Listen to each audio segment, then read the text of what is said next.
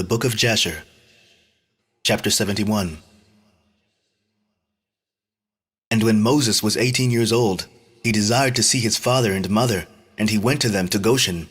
And when Moses had come near Goshen, he came to the place where the children of Israel were engaged in work. And he observed their burdens, and he saw an Egyptian smiting one of his Hebrew brethren. And when the man who was beaten saw Moses, he ran to him for help. For the man Moses was greatly respected in the house of Pharaoh. And he said to him, "My lord, attend to me. This Egyptian came to my house in the night, bound me, and came to my wife in my presence, and now he seeks to take my life away." And when Moses heard this wicked thing, his anger was kindled against the Egyptian, and he turned this way and the other. And when he saw there was no man there, he smote the Egyptian, and hid him in the sand, and delivered the Hebrew from the hand of him that smote him. And the Hebrew went to his house, and Moses returned to his home, and went forth, and came back to the king's house.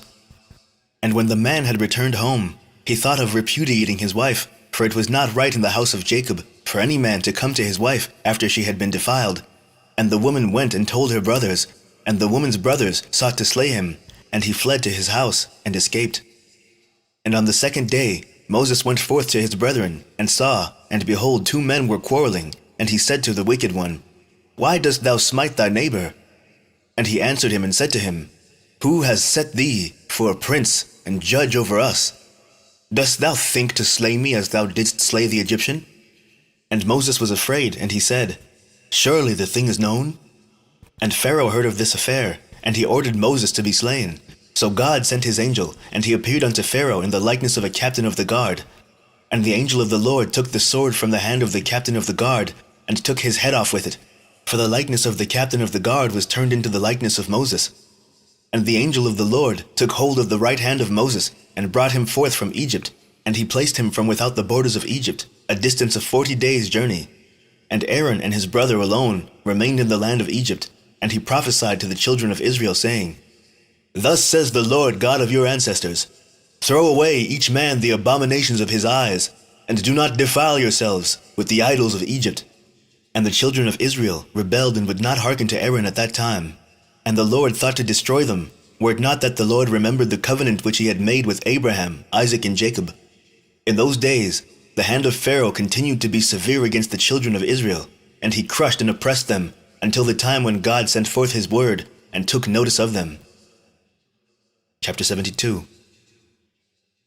And it was in those days that there was a great war between the children of Cush and the children of the east, and Aram, and they rebelled against the king of Cush, in whose hands they were. So Caíssem, king of Cush, went forth with all the children of Cush, a people numerous as the sand, and he went to fight against Aram and the children of the east, to bring them under subjection. And when Caíssem went out, he left Balaam the magician with his 2 sons to guard the city, and the lowest sort of the people of the land. So Caíssem went forth to Aram and the children of the east, and he fought against them, and smote them, and they all fell down wounded before Caíssem and his people. And he took many of them captives, and he brought them under subjection as at first, and he encamped upon their land to take tribute from them as usual. And Balaam the son of Beor, when the king of Cush had left him to guard the city and the poor of the city, he rose up and advised with the people of the land to rebel against King Caíssem, not to let him enter the city when he should come home. And the people of the land hearkened to him, and they swore to him, and made him king over them, and his 2 sons for captains of the army. So they rose up, and raised the walls of the city at the 2 corners, and they built an exceeding strong building. And at the 3rd corner they dug ditches without number, between the city and the river which surrounded the whole land of Cush, and they made the waters of the river burst forth there. At the 4th corner they collected numerous serpents by their incantations and enchantments, and they fortified the city, and dwelt therein, and no one went out or in before them.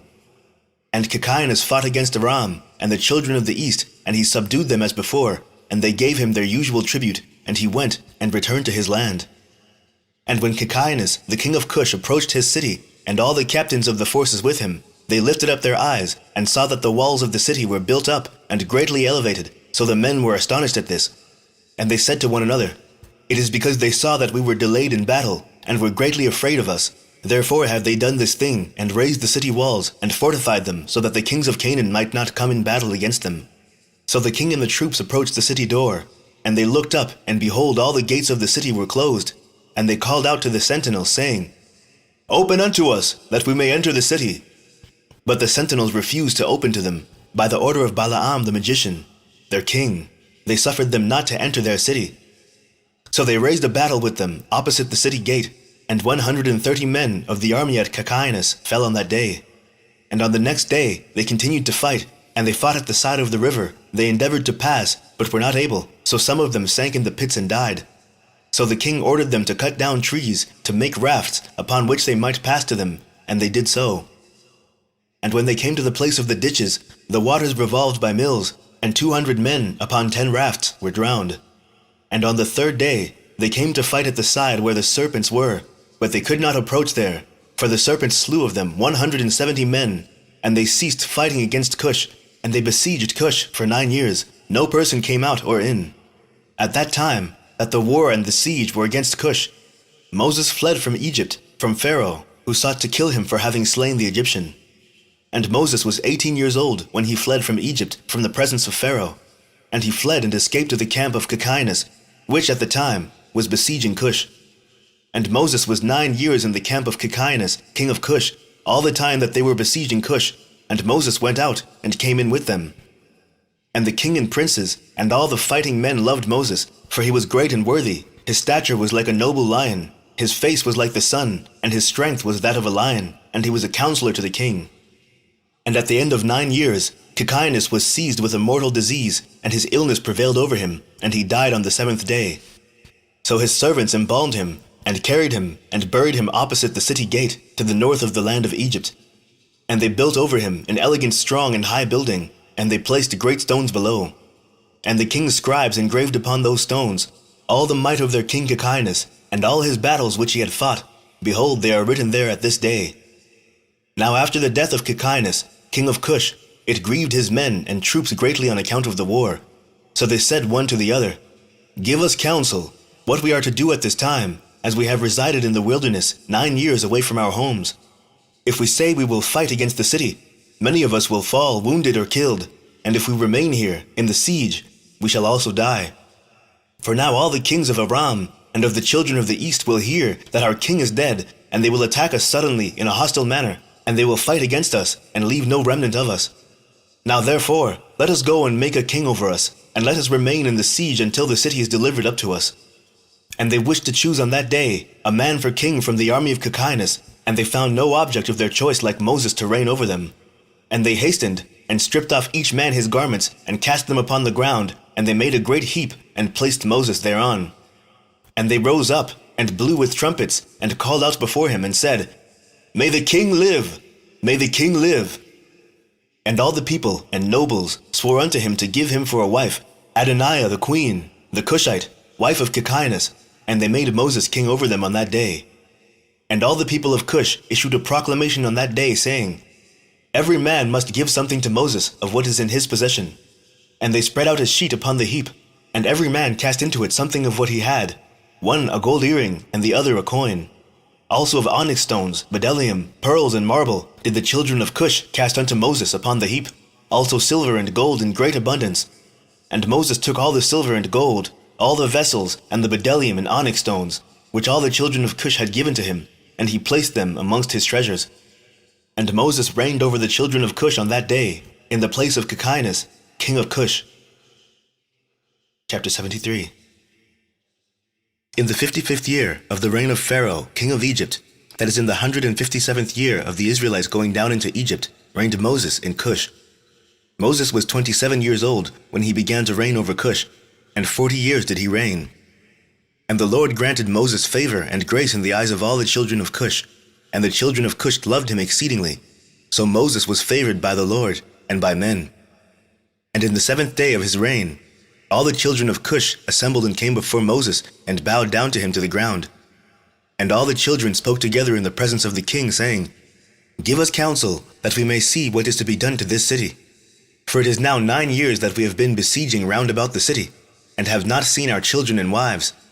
So the king answered them, saying, If you will hearken to my voice, and all that I shall command you, then will the Lord give the city into our hands, and we shall subdue it.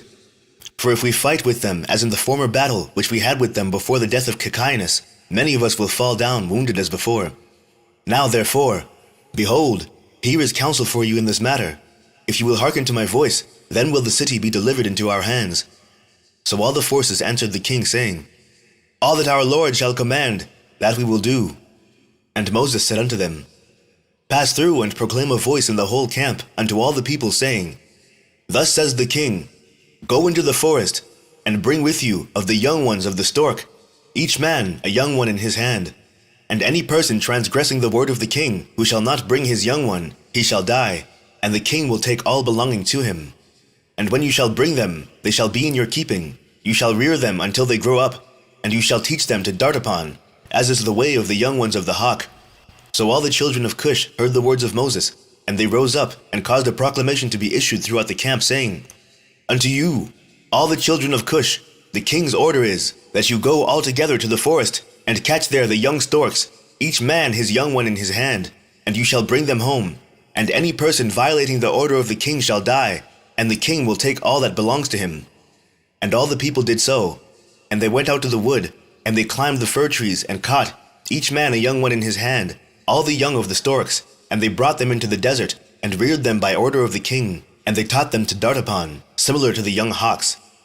And after the young storks were reared, the king ordered them to be hungered for 3 days, and all the people did so.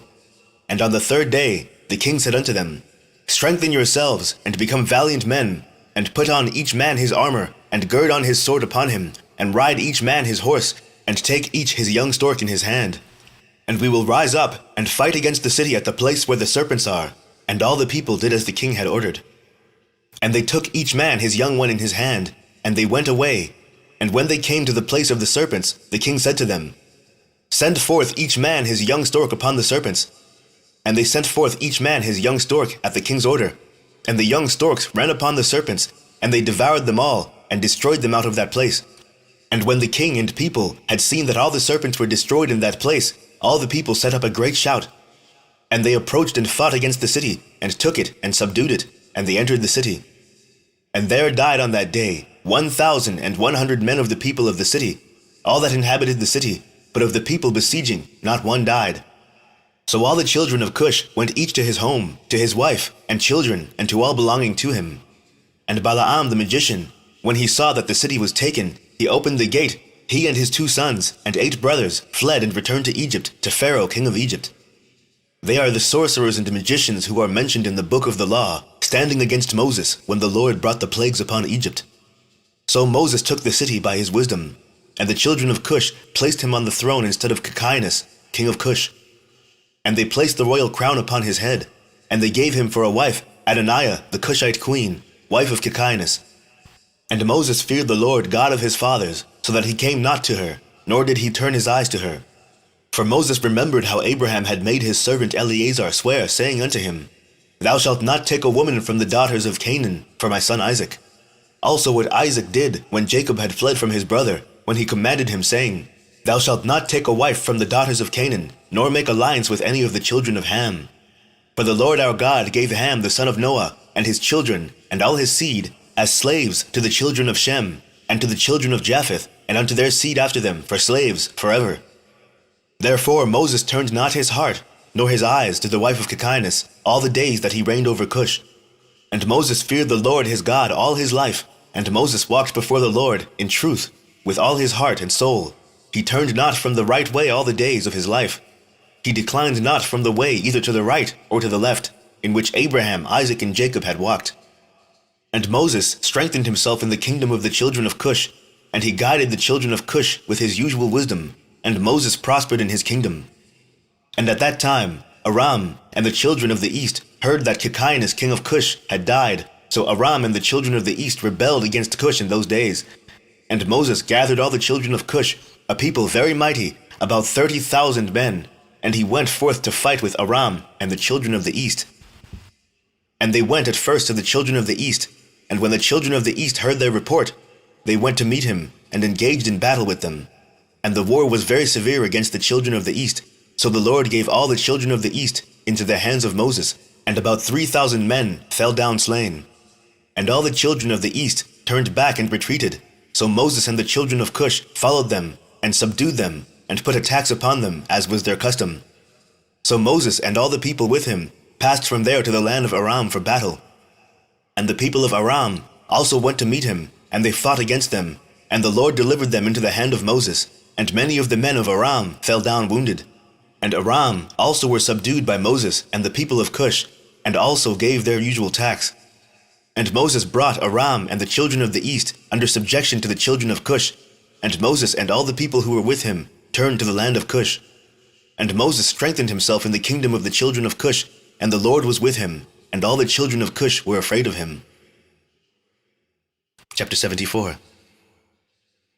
In the end of years died Saul, king of Edom, and Baal-Canaan, the son of Achbor, reigned in his place. In the 16th year of the reign of Moses over Cush, Baal-Canaan, the son of Achbor, reigned in the land of Edom over all the children of Edom for 38 years. In his days, Moab rebelled against the power of Edom, having been under Edom since the days of Hadad the son of Bedad, who smote them and Midian, and brought Moab under subjection to Edom. And when Baal-Canaan, the son of Achbor, reigned over Edom, all the children of Moab withdrew their allegiance from Edom. And Angeas, king of Africa, died in those days, and Asdrubal, his son, reigned in his stead. And in those days died Janeas, king of the children of Kittim, and they buried him in his temple, which he had built for himself in the plain of Canopia, for a residence, and Latinus reigned in his stead. In the 22nd year of the reign of Moses over the children of Cush, Latinus reigned over the children of Kittim 45 years. And he also built for himself a great and mighty tower, and he built therein an elegant temple for his residence to conduct his government, as was the custom. In the 3rd year of his reign, he caused a proclamation to be made to all his skillful men, who made many ships for him. And Latinus assembled all his forces, and they came in ships, and went therein to fight with Asdrubal, son of Angeas, king of Africa. And they came to Africa, and engaged in battle with Asdrubal and his army. And Latinus prevailed over Asdrubal, and Latinus took from Asdrubal the aqueduct, which his father had brought from the children of Kittim, when he took Janiah, the daughter of Uzi, for a wife. So Latinus overthrew the bridge of the aqueduct, and smote the whole army of Asdrubal, a severe blow. And the remaining strong men of Asdrubal strengthened themselves, and their hearts were filled with envy, and they courted death, and again engaged in battle with Latinus, king of Kittim. And the battle was severe upon all the men of Africa, and they all fell wounded before Latinus and his people, and Asdrubal the king also fell in that battle. And the king, Asdrubal, had a very beautiful daughter, whose name was Ushpezina, and all the men of Africa embroidered her likeness on their garments on account of her great beauty and comely appearance. And the men of Latinus saw Ushpezina, the daughter of Asdrubal, and praised her unto Latinus their king. And Latinus ordered her to be brought to him, and Latinus took Ushpezina for a wife, and he turned back on his way to Kittim. And it was after the death of Asdrubal, son of Angeas, when Latinus had turned back to his land from the battle, that all the inhabitants of Africa rose up and took Anibal, the son of Angeas, the younger brother of Asdrubal, and made him king at his brother over the whole land at Africa. And when he reigned, he resolved to go to Kittim, to fight with the children of Kittim, to avenge the cause of Asdrubal his brother, and the cause of the inhabitants of Africa, and he did so. And he made many ships, and he came therein with his whole army, and he went to Kittim. So Anibal fought with the children of Kittim, and the children of Kittim fell wounded before Anibal and his army, and Anibal avenged his brother's cause. And Anibal continued the war for 18 years with the children of Kittim, and Anibal dwelt in the land of Kittim, and encamped there for a long time. And Anibal smote the children of Kittim very severely, and he slew their great men and princes, and of the rest of the people he smote about 80,000 men. And at the end of days and years, Anibal returned to his land of Africa, and he reigned securely in the place of Asdrubal his brother. Chapter 75. At that time, in the 118th year of the Israelites going down into Egypt, there went forth from Egypt valiant men, 30,000 on foot, from the children of Israel, who were all of the tribe of Joseph, of the children of Ephraim, the son of Joseph. For they said the period was completed which the Lord had appointed to the children of Israel in the times of old, which he had spoken to Abraham. And these men girded themselves, and they put each man his sword at his side, and every man his armor upon him, and they trusted to their strength, and they went out together from Egypt with a mighty hand. But they brought no provision for the road, only silver and gold, not even bread for that day did they bring in their hands, for they thought of getting their provision for pay from the Philistines, and if not, they would take it by force. And these men were very mighty and valiant men. One man could pursue 1,000, and two could rout 10,000. So they trusted to their strength and went together as they were. And they directed their course toward the land of Gath. And they went down and found the shepherds of Gath feeding the cattle of the children of Gath. And they said to the shepherds, "Give us some of the sheep for pay, that we may eat, for we are hungry, for we have eaten no bread this day." And the shepherds said, "Are they our sheep or cattle, that we should give them to you, even for pay?" So the children of Ephraim approached to take them by force. And the shepherds of Gath shouted over them, that their cry was heard at a distance. So all the children of Gath went out to them. And when the children of Gath saw the evil doings of the children of Ephraim, they returned and assembled the men of Gath, and they put on each man his armor, and came forth to the children of Ephraim for battle. And they engaged with them in the valley of Gath, and the battle was severe, and they smote from each other a great many on that day. And on the second day, the children of Gath sent to all the cities of the Philistines, that they should come to their help, saying, "Come up unto us, and help us, that we may smite the children of Ephraim, who have come forth from Egypt to take our cattle, and to fight against us without cause." Now the souls of the children of Ephraim were exhausted with hunger and thirst, for they had eaten no bread for 3 days, and 40,000 men went forth from the cities of the Philistines to the assistance of the men of Gath. And these men were engaged in battle with the children of Ephraim, and the Lord delivered the children of Ephraim into the hands of the Philistines. And they smote all the children of Ephraim, all who had gone forth from Egypt. None were remaining but 10 men who had run away from the engagement.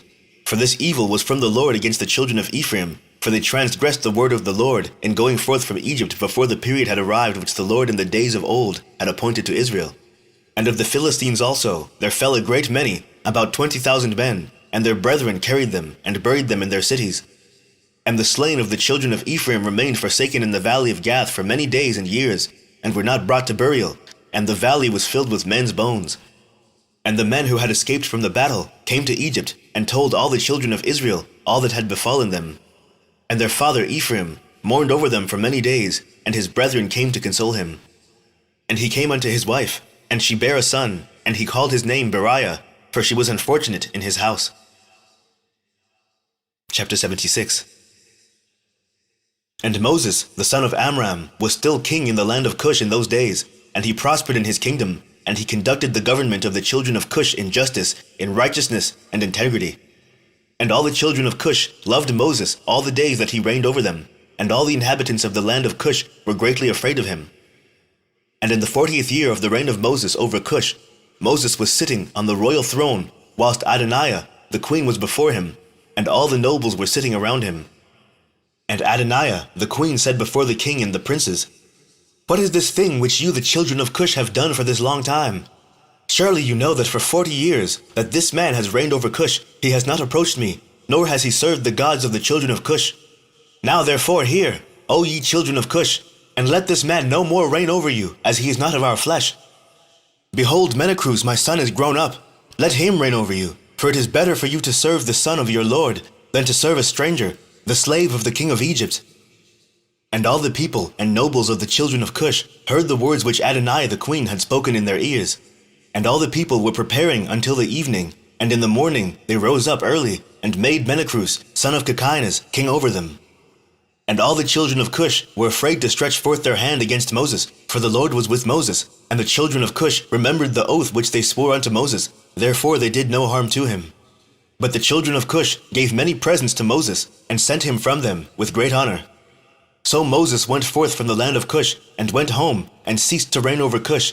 And Moses was 66 years old, when he went out of the land of Cush, for the thing was from the Lord, for the period had arrived which he had appointed in the days of old, to bring forth Israel from the affliction of the children of Ham. So Moses went to Midian, for he was afraid to return to Egypt on account of Pharaoh, and he went and sat at a well of water in Midian. And the 7 daughters of Reuel the Midianite went out to feed their father's flock. And they came to the well, and drew water to water their father's flock. So the shepherds of Midian came and drove them away, and Moses rose up and helped them, and watered the flock. And they came home to their father Reuel, and told him what Moses did for them. And they said, "An Egyptian man has delivered us from the hands of the shepherds. He drew up water for us, and watered the flock." And Reuel said to his daughters, "And where is he? Wherefore have you left the men?" And Reuel sent for him, and fetched him, and brought him home, and he ate bread with him. And Moses related to Reuel that he had fled from Egypt, and that he reigned 40 years over Cush, and that they afterward had taken the government from him, and had sent him away in peace, with honor and with presents. And when Reuel had heard the words of Moses, Reuel said within himself, I will put this man into the prison house, whereby I shall conciliate the children of Cush, for he has fled from them. And they took and put him into the prison house, and Moses was in prison 10 years, and whilst Moses was in the prison house, Zipporah, the daughter of Reuel, took pity over him, and supported him with bread and water all the time. And all the children of Israel were yet in the land of Egypt, serving the Egyptians in all manner of hard work, and the hand of Egypt continued in severity over the children of Israel in those days. At that time the Lord smote Pharaoh king of Egypt, and he afflicted with the plague of leprosy from the sole of his foot to the crown of his head. Owing to the cruel treatment of the children of Israel was this plague at that time from the Lord upon Pharaoh king of Egypt. For the Lord had hearkened to the prayer of his people, the children of Israel, and their cry reached him on account of their hard work. Still his anger did not turn from them, and the hand of Pharaoh was still stretched out against the children of Israel. And Pharaoh hardened his neck before the Lord, and he increased his yoke over the children of Israel, and embittered their lives with all manner of hard work. And when the Lord had inflicted the plague upon Pharaoh king of Egypt, he asked his wise men and sorcerers to cure him. And his wise men and sorcerers said unto him, that if the blood of little children were put into the wounds, he would be healed. And Pharaoh hearkened to them, and sent his ministers to Goshen, to the children of Israel, to take their little children. And Pharaoh's ministers went and took the infants of the children of Israel from the bosoms of their mothers by force, and they brought them to Pharaoh daily, a child each day, and the physicians killed them, and applied them to the plague. Thus did they all the days. And the number of the children which Pharaoh slew was 375. But the Lord hearkened not to the physicians of the king of Egypt, and the plague went on increasing mightily. And Pharaoh was 10 years afflicted with that plague. Still the heart of Pharaoh was more hardened against the children of Israel. And at the end of 10 years, the Lord continued to afflict Pharaoh with destructive plagues. And the Lord smote him with a bad tumor and sickness at the stomach, and that plague turned into a severe boil. At that time, the 2 ministers of Pharaoh came from the land of Goshen, where all the children of Israel were, and went to the house of Pharaoh and said to him, We have seen the children of Israel slacken in their work and negligent in their labor. And when Pharaoh heard the words of his ministers, his anger was kindled against the children of Israel exceedingly, for he was greatly grieved at his bodily pain. And he answered and said, Now that the children of Israel know that I am ill, they turn and scoff at us. Now therefore, harness my chariot for me, and I will betake myself to Goshen, and will see the scoff of the children of Israel with which they are deriding me. So his servants harnessed the chariot for him. And they took and made him ride upon a horse, for he was not able to ride of himself. And he took with him 10 horsemen and 10 footmen, and went to the children of Israel to Goshen. And when they had come to the border of Egypt, the king's horse passed into a narrow place, elevated in the hollow part of the vineyard, fenced on both sides, the low plain country being on the other side. And the horses ran rapidly in that place, and pressed each other, and the other horses pressed the king's horse. And the king's horse fell into the low plain, whilst the king was riding upon it. And when he fell, the chariot turned over the king's face, and the horse lay upon the king. And the king cried out, for his flesh was very sore. And the flesh of the king was torn from him, and his bones were broken, and he could not ride. For this thing was from the Lord to him, for the Lord had heard the cries of his people, the children of Israel, and their affliction. And his servants carried him upon their shoulders, a little at a time, and they brought him back to Egypt, and the horsemen who were with him came also back to Egypt. And they placed him in his bed, and the king knew that his end was come to die. So Aparanith, the queen his wife, came and cried before the king, and the king wept a great weeping with her. And all his nobles and servants came on that day, and saw the king in that affliction, and wept a great weeping with him. And the princes of the king, and all his counselors, advised the king to cause one to reign in his stead in the land, whomsoever he should choose from his sons. And the king had 3 sons and 2 daughters, which Aparanith the queen his wife had borne to him, besides the king's children of concubines. And these were their names: the firstborn, Othrai; the second, Adikam; the third, Morion; and their sisters, the name of the elder, Bethiah, and of the other, Achazai. And Othrai, the firstborn of the king, was an idiot, precipitate, and hurried in his words. But Adikam was a cunning and wise man, and knowing in all the wisdom of Egypt, but of unseemly aspect, thick in flesh, and very short in stature. His height was 1 cubit. And when the king saw Adikam his son intelligent, and wise in all things, the king resolved that he should be king in his stead after his death. And he took for him a wife, Gedudah, daughter of Abilat, and he was 10 years old. and she bare unto him 4 sons. And he afterward went and took 3 wives, and begat 8 sons and 3 daughters. And the disorder greatly prevailed over the king, and his flesh stank like the flesh of a carcass cast upon the field in summertime, during the heat of the sun. And when the king saw that his sickness had greatly strengthened itself over him, he ordered his son Adikam to be brought to him, and they made him king over the land in his place. And at the end of 3 years, the king died in shame, disgrace, and disgust. And his servants carried him, and buried him in the sepulchre of the kings of Egypt in Zoan, Mizraim. But they embalmed him, not as was usual with kings, for his flesh was putrid, and they could not approach to embalm him on account of the stench, so they buried him in haste. For this evil was from the Lord to him, for the Lord had requited him evil for the evil which in his days he had done to Israel. And he died with terror and with shame, and his son Adikam reigned in his place. Chapter 77. Adikam was 20 years old when he reigned over Egypt. He reigned 4 years. In the 206th year of Israel's going down to Egypt did Adikam reign over Egypt, but he continued not so long in his reign over Egypt as his fathers had continued their reigns. For Malal, his father, reigned 94 years in Egypt, but he was 10 years sick, and died, for he had been wicked before the Lord. And all the Egyptians called the name of Adikam Pharaoh, like the name of his fathers, as was their custom to do in Egypt. And all the wise men of Pharaoh called the name of Adikam Ahaz, for short is called Ahaz in the Egyptian language. And Adikam was exceedingly ugly. He was a cubit and a span, and he had a great beard which reached to the soles of his feet. And Pharaoh sat upon his father's throne to reign over Egypt, and he conducted the government of Egypt in his wisdom. And whilst he reigned, he exceeded his father and all the preceding kings in wickedness, and he increased his yoke over the children of Israel. And he went with his servants to Goshen, to the children of Israel, and he strengthened the labor over them. And he said unto them, Complete your work, each day's task, and let not your hands slacken from our work from this day forward as you did in the days of my father. And he placed officers over them from amongst the children of Israel, and over these officers he placed taskmasters from amongst his servants. And he placed over them a measure of bricks for them to do according to that number, day by day, and he turned back and went to Egypt.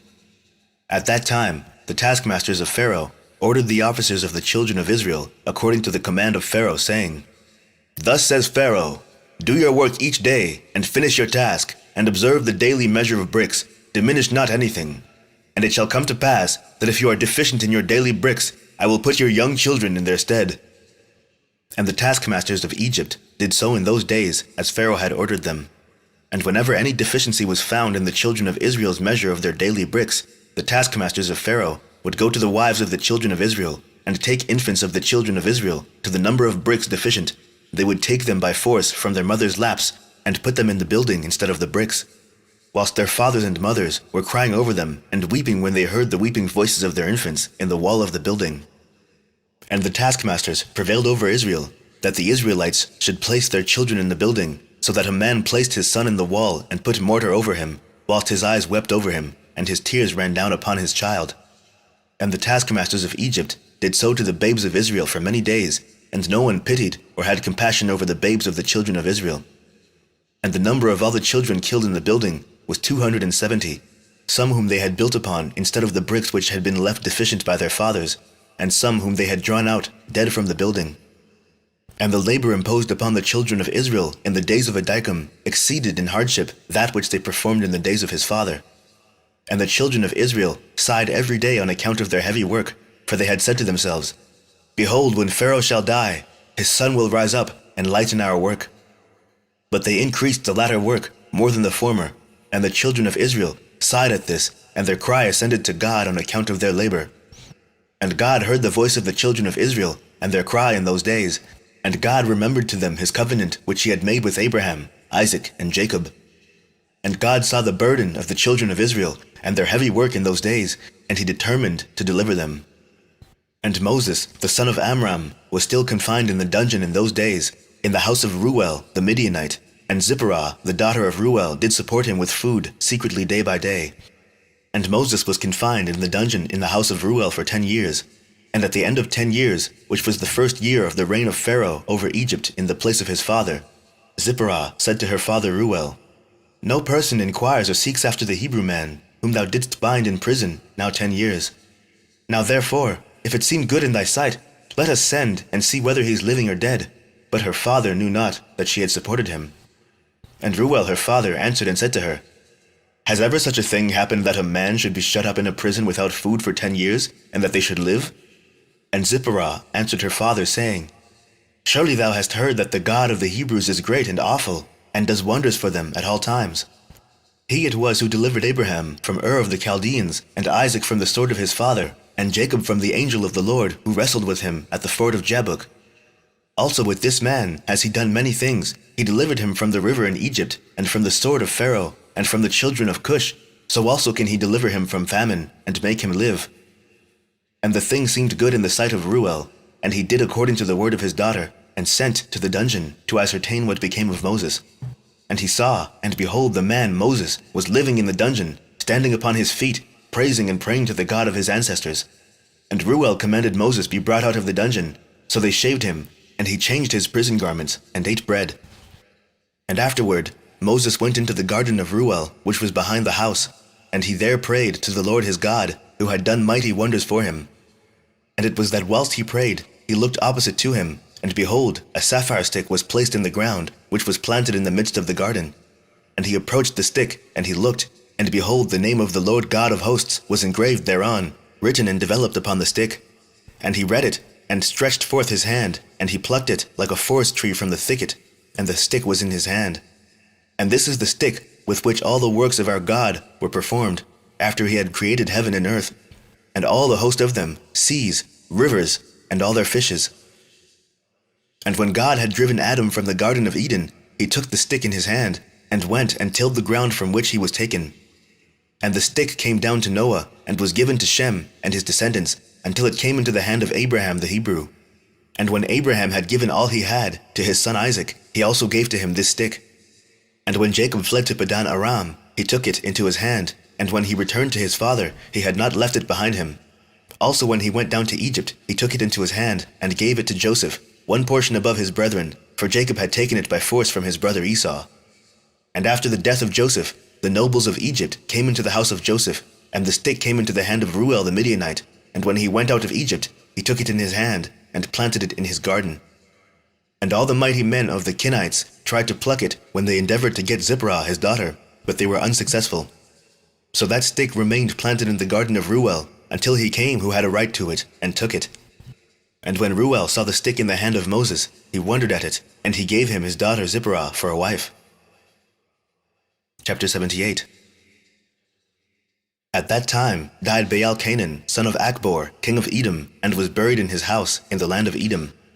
And after his death, the children of Esau sent to the land of Edom, and took from there a man who was in Edom, whose name was Hadad, and they made him king over them in the place of Baal-Canaan their king. And Hadad reigned over the children of Edom 48 years. And when he reigned, he resolved to fight against the children of Moab, to bring them under the power of the children of Esau as they were before, but he was not able, because the children of Moab heard this thing, and they rose up and hastened to elect a king over them from amongst their brethren. And they afterward gathered together a great people, and sent to the children of Ammon, their brethren, for help to fight against Hadad, king of Edom. And Hadad heard the thing which the children of Moab had done, and was greatly afraid of them, and refrained from fighting against them. In those days Moses, the son of Amram, in Midian took Zipporah, the daughter of Reuel the Midianite, for a wife. And Zipporah walked in the ways of the daughters of Jacob. She was nothing short of the righteousness of Sarah, Rebekah, Rachel, and Leah. And Zipporah conceived, and bare a son, and he called his name Gershom, for he said, I was a stranger in a foreign land, but he circumcised not his foreskin, at the command of Reuel his father-in-law. And she conceived again, and bare a son, but circumcised his foreskin, and called his name Eleazar, for Moses said, Because the God of my fathers was my help, and delivered me from the sword of Pharaoh. And Pharaoh, king of Egypt, greatly increased the labor of the children of Israel in those days, and continued to make his yoke heavier upon the children of Israel. And he ordered a proclamation to be made in Egypt, saying, Give no more straw to the people to make bricks with. Let them go and gather themselves straw as they can find it. Also the tale of bricks which they shall make, let them give each day, and diminish nothing from them, for they are idle in their work. And the children of Israel heard this, and they mourned and sighed, and they cried unto the Lord on account of the bitterness of their souls. And the Lord heard the cries of the children of Israel, and saw the oppression with which the Egyptians oppressed them. And the Lord was jealous of his people and his inheritance, and heard their voice, and he resolved to take them out of the affliction of Egypt, to give them the land of Canaan for a possession. Chapter 79. And in those days Moses was feeding the flock of Reuel the Midianite, his father-in-law, beyond the wilderness of Sin, and the stick which he took from his father-in-law was in his hand. And it came to pass one day that a kid of goats strayed from the flock, and Moses pursued it, and it came to the mountain of God, to Horeb. And when he came to Horeb, the Lord appeared there unto him in the bush, and he found the bush burning with fire, but the fire had no power over the bush to consume it. And Moses was greatly astonished at this sight, wherefore the bush was not consumed. And he approached to see this mighty thing. And the Lord called unto Moses out of the fire, and commanded him to go down to Egypt, to Pharaoh king of Egypt, to send the children of Israel from his service. And the Lord said unto Moses, Go, return to Egypt, for all those men who sought thy life are dead, and thou shalt speak unto Pharaoh to send forth the children of Israel from his land. And the Lord showed him to do signs and wonders in Egypt before the eyes of Pharaoh and the eyes of his subjects, in order that they might believe that the Lord had sent him. And Moses hearkened to all that the Lord had commanded him, and he returned to his father-in-law, and told him the thing. And Reuel said to him, Go in peace. And Moses rose up to go to Egypt, and he took his wife and sons with him. And he was at an inn in the road, and an angel of God came down, and sought an occasion against him. And he wished to kill him on account of his firstborn son, because he had not circumcised him, and had transgressed the covenant which the Lord had made with Abraham. For Moses had hearkened to the words of his father-in-law, which he had spoken to him, not to circumcise his firstborn son. Therefore he circumcised him not. And Zipporah saw the angel of the Lord seeking an occasion against Moses, and she knew that this thing was owing to his not having circumcised her son Gershom. And Zipporah hastened and took of the sharp rock stones that were there, and she circumcised her son, and delivered her husband and her son from the hand of the angel of the Lord. And Aaron, the son of Amram, the brother of Moses, was in Egypt, walking at the riverside on that day. And the Lord appeared to him in that place, and he said to him, Go now toward Moses in the wilderness. And he went, and met him in the mountain of God, and he kissed him. And Aaron lifted up his eyes, and saw Zipporah, the wife of Moses, and her children. And he said to Moses, Who are these unto thee? And Moses said unto him, They are my wife and sons, which God gave to me in Midian. And the thing grieved Aaron on account of the woman and her children.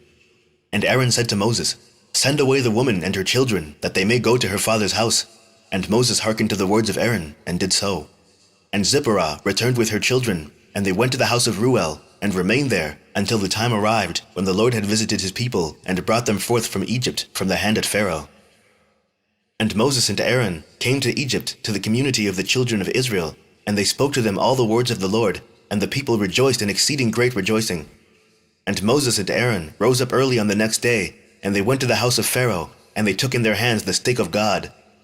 And when they came to the king's gate, 2 young lions were confined there with iron instruments, and no person went out or came in before them, unless those whom the king ordered to come, when the conjurers came and withdrew the lions by their incantations, and this brought them to the king.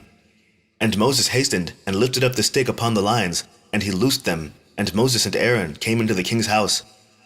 The lions also came with them in joy, and they followed them, and rejoiced as a dog rejoices over his master when he comes from the field. And when Pharaoh saw this thing, he was astonished at it, and he was greatly terrified at the report, for their appearance was like the appearance of the children of God.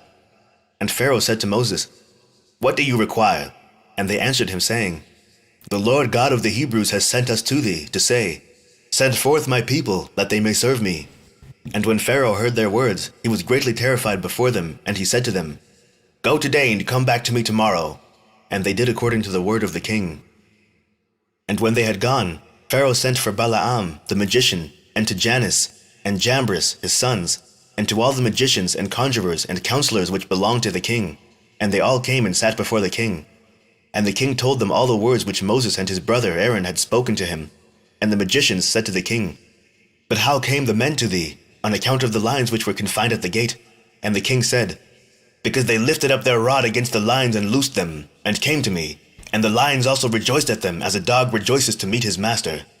And Balaam, the son of Beor, the magician, answered the king, saying, These are none else than magicians like ourselves.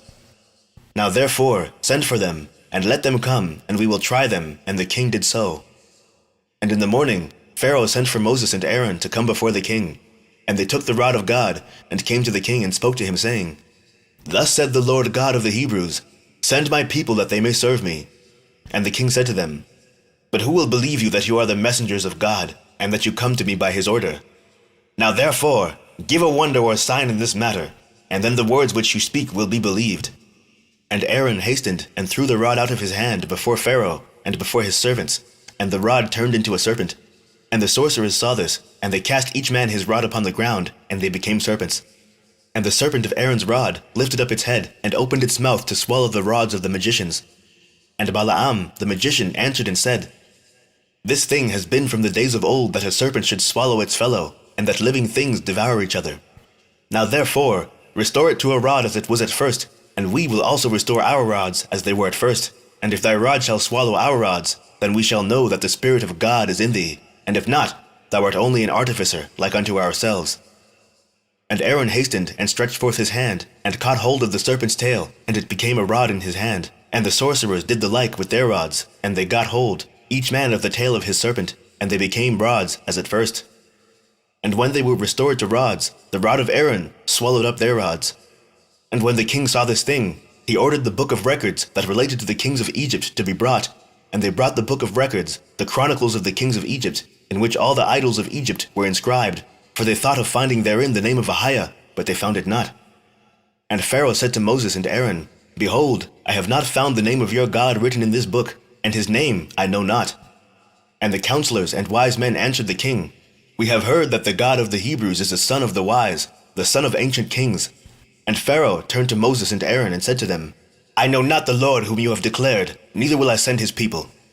And they answered and said to the king, The Lord God of gods is his name, and he proclaimed his name over us from the days of our ancestors, and sent us, saying, Go to Pharaoh and say unto him, Send my people that they may serve me. Now therefore send us, that we may take a journey for 3 days in the wilderness, and there may sacrifice to him.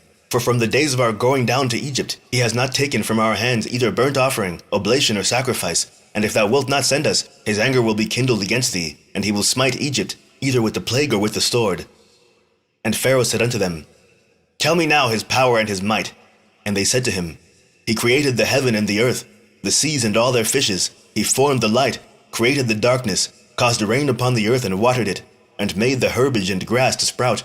He created man and beast, and the animals of the forest, the birds of the air, and the fish of the sea, and by his mouth they live and die. Surely he created thee in thy mother's womb, and put into thee the breath of life, and reared thee, and placed thee upon the royal throne of Egypt. And he will take thy breath and soul from thee, and return thee to the ground whence thou wast taken. And the anger of the king was kindled at their words, and he said to them, But who amongst all the gods of nations can do this? My river is mine own, and I have made it for myself. And he drove them from him, and he ordered the labor upon Israel to be more severe than it was yesterday and before. And Moses and Aaron went out from the king's presence, and they saw the children of Israel in an evil condition, for the taskmasters had made their labor exceedingly heavy. And Moses returned to the Lord and said, Why hast thou ill-treated thy people? For since I came to speak to Pharaoh, what thou didst send me for, he has exceedingly ill-used the children of Israel. And the Lord said to Moses, Behold, thou wilt see that with an outstretched hand and heavy plagues Pharaoh will send the children of Israel from his land. And Moses and Aaron dwelt amongst their brethren, the children of Israel, in Egypt. And as for the children of Israel, the Egyptians embittered their lives with the heavy work which they imposed upon them. Chapter 80. And at the end of 2 years, the Lord again sent Moses to Pharaoh to bring forth the children of Israel, and to send them out of the land of Egypt. And Moses went and came to the house of Pharaoh, and he spoke to him the words of the Lord who had sent him. But Pharaoh would not hearken to the voice of the Lord, and God roused his might in Egypt upon Pharaoh and his subjects. And God smote Pharaoh and his people with very great and sore plagues. And the Lord sent by the hand of Aaron, and turned all the waters of Egypt into blood, with all their streams and rivers. And when an Egyptian came to drink and draw water, he looked into his pitcher, and behold, all the water was turned into blood. And when he came to drink from his cup, the water in the cup became blood. And when a woman kneaded her dough and cooked her victuals, their appearance was turned to that of blood. And the Lord sent again, and caused all their waters to bring forth frogs, and all the frogs came into the houses of the Egyptians. And when the Egyptians drank, their bellies were filled with frogs, and they danced in their bellies as they dance when in the river. And all their drinking water and cooking water turned to frogs. Also when they lay in their beds, their perspiration bred frogs. Notwithstanding all this, the anger of the Lord did not turn from them, and his hand was stretched out against all the Egyptians, to smite them with every heavy plague. And he sent and smote their dust to lice, and the lice became in Egypt to the height of 2 cubits upon the earth. The lice were also very numerous in the flesh of man and beast. In all the inhabitants of Egypt, also upon the king and queen, the Lord sent the lice, and it grieved Egypt exceedingly on account of the lice. Notwithstanding this, the anger of the Lord did not turn away, and his hand was still stretched out over Egypt. And the Lord sent all kinds of beasts of the field into Egypt, and they came and destroyed all Egypt, man and beast, and trees, and all things that were in Egypt. And the Lord sent fiery serpents, scorpions, mice, weasels, toads, together with others, creeping in dust, flies, hornets, fleas, bugs and gnats, each swarm according to its kind. And all reptiles and winged animals, according to their kind, came to Egypt and grieved the Egyptians exceedingly. And the fleas and flies came into the eyes and ears of the Egyptians, and the hornet came upon them and drove them away, and they removed from it into their inner rooms, and it pursued them. And when the Egyptians hid themselves on account of the swarm of animals, they locked their doors after them, and God ordered the Sulanuth, which was in the sea, to come up and go into Egypt. And she had long arms, 10 cubits in length, of the cubit of a man. And she went upon the roofs, and uncovered the raftering, and flooring, and cut them, and stretched forth her arm into the house, and removed the lock and the bolt, and opened the houses of Egypt. Afterward came the swarm of animals into the houses of Egypt, and the swarm of animals destroyed the Egyptians, and it grieved them exceedingly. Notwithstanding this, the anger of the Lord did not turn away from the Egyptians, and his hand was yet stretched forth against them. And God sent the pestilence, and the pestilence pervaded Egypt, in the horses and asses, and in the camels, in herds of oxen and sheep, and in man. And when the Egyptians rose up early in the morning to take their cattle to pasture, they found all their cattle dead. And there remained of the cattle of the Egyptians only 1 in 10, and of the cattle belonging to Israel in Goshen, not one died. And God sent a burning inflammation in the flesh of the Egyptians, which burst their skins, and it became a severe itch in all the Egyptians, from the soles of their feet to the crowns of their heads. And many boils were in their flesh, that their flesh wasted away, until they became rotten and putrid. Notwithstanding this, the anger of the Lord did not turn away, and his hand was still stretched out over all Egypt. And the Lord sent a very heavy hail, which smote their vines, and broke their fruit trees, and dried them up, that they fell upon them. Also every green herb became dry and perished, for a mingling fire descended amidst the hail. Therefore the hail and the fire consumed all things. Also men and beasts that were found abroad perished of the flames of fire and of the hail, and all the young lions were exhausted. And the Lord sent and brought numerous locusts into Egypt, the chasel, Salom, chargol, and chagol, locusts, each of its kind, which devoured all that the hail had left remaining. Then the Egyptians rejoiced at the locusts, although they consumed the produce of the field, and they caught them in abundance, and salted them for food. And the Lord turned a mighty wind of the sea, which took away all the locusts, even those that were salted, and thrust them into the Red Sea. Not one locust remained within the boundaries of Egypt. And God sent darkness upon Egypt, that the whole land of Egypt and Pathros became dark for 3 days, so that a man could not see his hand when he lifted it to his mouth. At that time died many of the people of Israel who had rebelled against the Lord, and who would not hearken to Moses and Aaron, and believed not in them that God had sent them, and who had said, "We will not go forth from Egypt, lest we perish with hunger in a desolate wilderness," and who would not hearken to the voice of Moses. And the Lord plagued them in the 3 days of darkness, and the Israelites buried them in those days, without the Egyptians knowing of them, or rejoicing over them. And the darkness was very great in Egypt for 3 days, and any person who was standing when the darkness came remained standing in his place, and he that was sitting remained sitting, and he that was lying continued lying in the same state, and he that was walking remained sitting upon the ground in the same spot. And this thing happened to all the Egyptians, until the darkness had passed away. And the days of darkness passed away, and the Lord sent Moses and Aaron to the children of Israel, saying, Celebrate your feast, and make your Passover, for behold, I come in the midst of the night amongst all the Egyptians, and I will smite all their firstborn, from the firstborn of a man to the firstborn of a beast, and when I see your Passover, I will pass over you. And the children of Israel did according to all that the Lord had commanded Moses and Aaron. Thus did they in that night. And it came to pass in the middle of the night that the Lord went forth in the midst of Egypt, and smote all the firstborn of the Egyptians, from the firstborn of man to the firstborn of beast. And Pharaoh rose up in the night, he and all his servants, and all the Egyptians, and there was a great cry throughout Egypt in that night, for there was not a house in which there was not a corpse. Also the likenesses of the firstborn of Egypt, which were carved in the walls at their houses, were destroyed and fell to the ground. Even the bones of their firstborn who had died before this, and whom they had buried in their houses, were raked up by the dogs of Egypt on that night, and dragged before the Egyptians, and cast before them. And all the Egyptians saw this evil which had suddenly come upon them, and all the Egyptians cried out with a loud voice. And all the families of Egypt wept upon that night, each man for his son, and each man for his daughter, being the firstborn, and the tumult of Egypt was heard at a distance on that night. And Bithiah, the daughter of Pharaoh, went forth with the king on that night to seek Moses and Aaron in their houses, and they found them in their houses, eating and drinking, and rejoicing with all Israel. And Bithiah said to Moses, Is this the reward for the good which I have done to thee, who have reared thee and stretched thee out, and thou hast brought this evil upon me and my father's house? And Moses said to her, Surely 10 plagues did the Lord bring upon Egypt. Did any evil accrue to thee from any of them? Did one of them affect thee? And she said, No.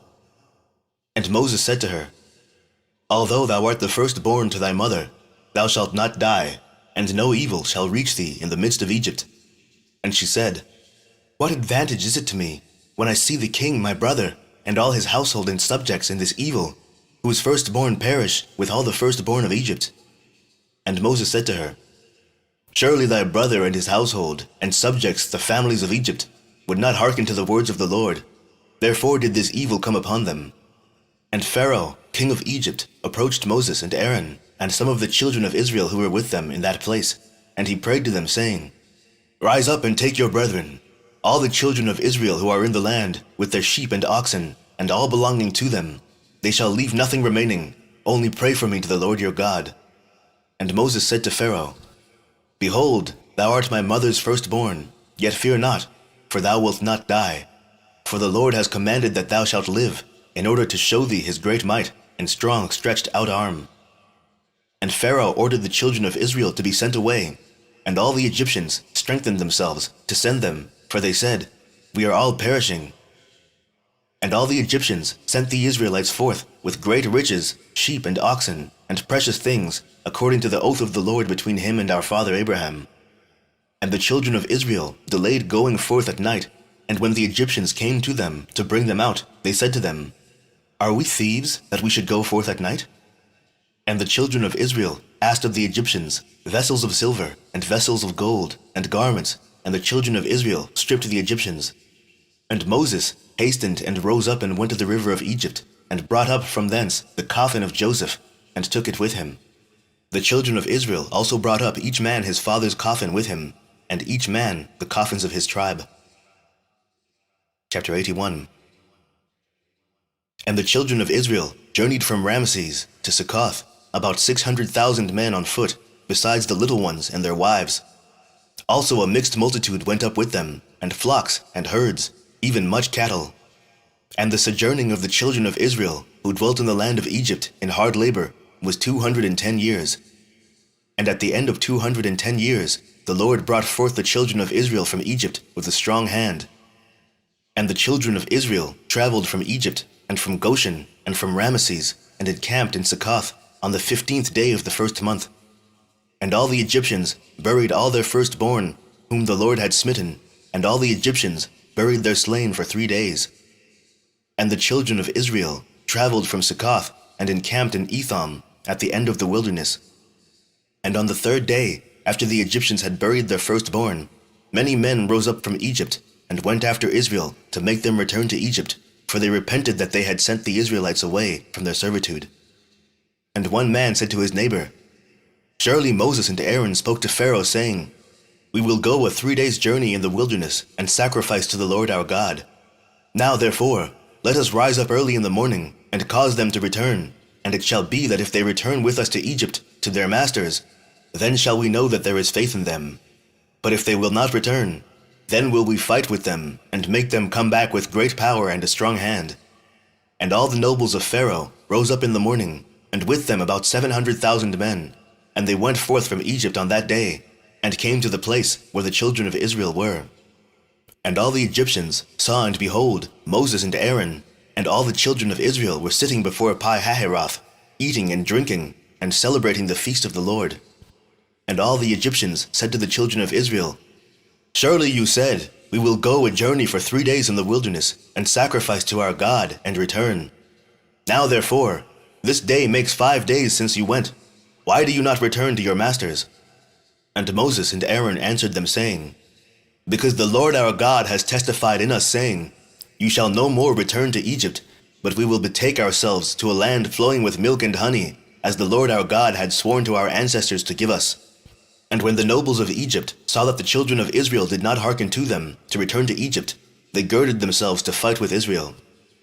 And the Lord strengthened the hearts of the children of Israel over the Egyptians, that they gave them a severe beating, and the battle was sore upon the Egyptians, and all the Egyptians fled from before the children of Israel, for many of them perished by the hand of Israel. And the nobles of Pharaoh went to Egypt and told Pharaoh, saying, The children of Israel have fled, and will no more return to Egypt. And in this manner did Moses and Aaron speak to us. And Pharaoh heard this thing, and his heart and the hearts of all his subjects were turned against Israel. And they repented that they had sent Israel. And all the Egyptians advised Pharaoh to pursue the children of Israel, to make them come back to their burdens. And they said each man to his brother, What is this which we have done, that we have sent Israel from our servitude? And the Lord strengthened the hearts of all the Egyptians to pursue the Israelites, for the Lord desired to overthrow the Egyptians in the Red Sea. And Pharaoh rose up and harnessed his chariot, and he ordered all the Egyptians to assemble. Not one man was left excepting the little ones and the women. And all the Egyptians went forth with Pharaoh to pursue the children of Israel. And the camp of Egypt was an exceedingly large and heavy camp, about 100,000 men. And the whole of this camp went and pursued the children of Israel to bring them back to Egypt, and they reached them encamping by the Red Sea. And the children of Israel lifted up their eyes, and beheld all the Egyptians pursuing them. And the children of Israel were greatly terrified at them, and the children of Israel cried to the Lord. And on account of the Egyptians, the children of Israel divided themselves into 4 divisions, and they were divided in their opinions, for they were afraid of the Egyptians, and Moses spoke to each of them. The first division was of the children of Reuben, Simeon, and Issachar, and they resolved to cast themselves into the sea, for they were exceedingly afraid of the Egyptians. And Moses said to them, Fear not, stand still, and see the salvation of the Lord which he will effect this day for you. The second division was of the children of Zebulun, Benjamin, and Naphtali, and they resolved to go back to Egypt with the Egyptians. And Moses said to them, Fear not, for as you have seen the Egyptians this day, so shall you see them no more forever. The third division was of the children of Judah and Joseph, and they resolved to go to meet the Egyptians to fight with them. And Moses said to them, Stand in your places, for the Lord will fight for you, and you shall remain silent. And the fourth division was the children of Levi, Gad, and Asher, and they resolved to go into the midst of the Egyptians to confound them. And Moses said to them, Remain in your stations, and fear not, only call unto you the Lord, that he may save you out of their hands. After this, Moses rose up from amidst the people, and he prayed to the Lord and said, O Lord, God of the whole earth, save now thy people, whom thou didst bring forth from Egypt, and let not the Egyptians boast that power and might are theirs. So the Lord said to Moses, Why dost thou cry unto me? Speak to the children of Israel, that they shall proceed, and do thou stretch out thy rod upon the sea and divide it, and the children of Israel shall pass through it. And Moses did so, and he lifted up his rod upon the sea and divided it. And the waters of the sea were divided into 12 parts, and the children of Israel passed through on foot with shoes, as a man would pass through a prepared road. And the Lord manifested to the children of Israel his wonders in Egypt and in the sea by the hand of Moses and Aaron. And when the children of Israel had entered the sea, the Egyptians came after them, and the waters of the sea resumed upon them, and they all sank in the water, and not one man was left excepting Pharaoh, who gave thanks to the Lord and believed in him. Therefore the Lord did not cause him to perish at that time with the Egyptians. And the Lord ordered an angel to take him from amongst the Egyptians, who cast him upon the land of Nineveh, and he reigned over it for a long time. And on that day the Lord saved Israel from the hand of Egypt, and all the children of Israel saw that the Egyptians had perished, and they beheld the great hand of the Lord in what he had performed in Egypt and in the sea. Then sang Moses and the children of Israel this song unto the Lord on the day when the Lord caused the Egyptians to fall before them. And all Israel sang in concert, saying, I will sing to the Lord, for he is greatly exalted. The horse and his rider has he cast into the sea. Behold, it is written in the book of the law of God. After this, the children of Israel proceeded on their journey, and encamped in Marah.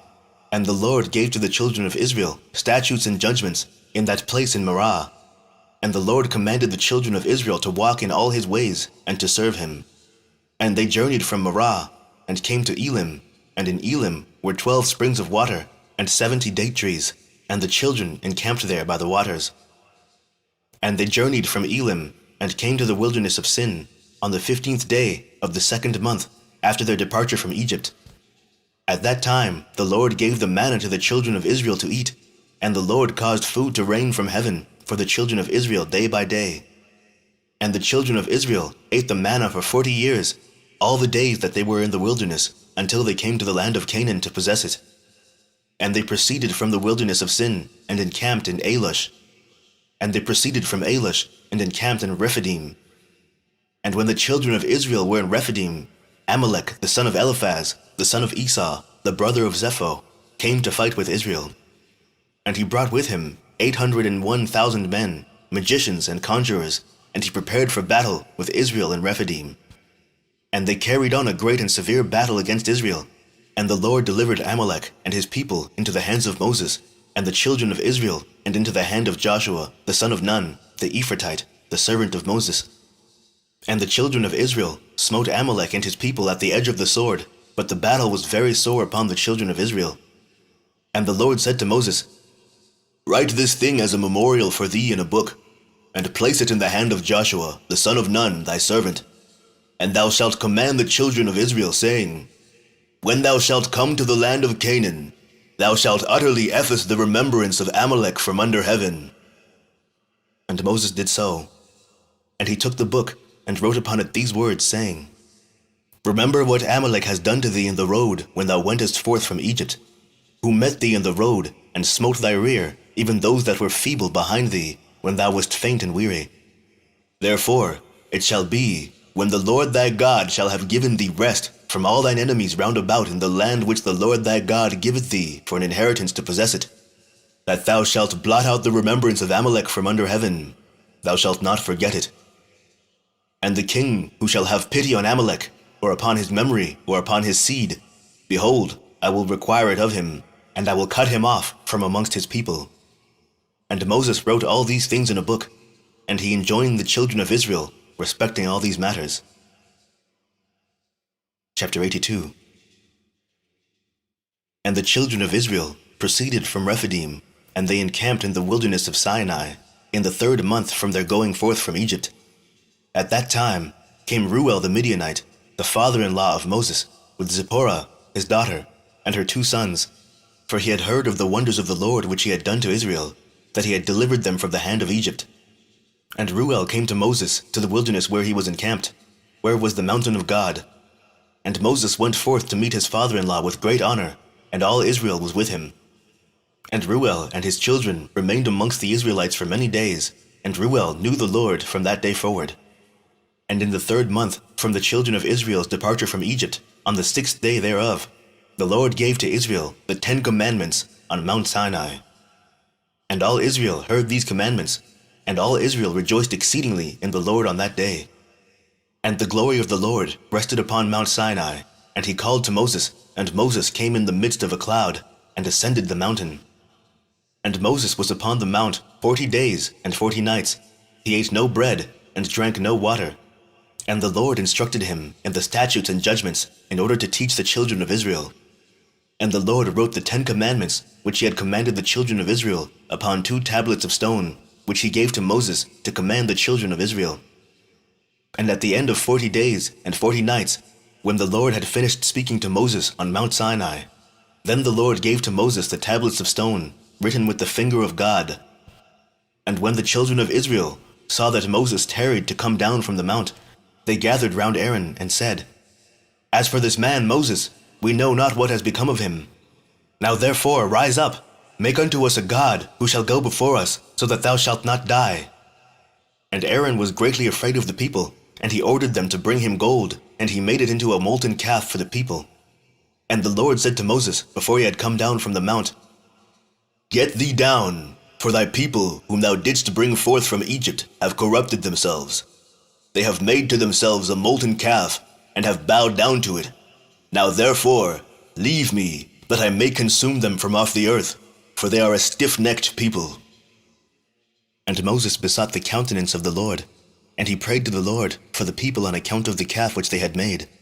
And he afterward descended from the mount, and in his hands were the 2 tablets of stone, which God had given him to command the Israelites.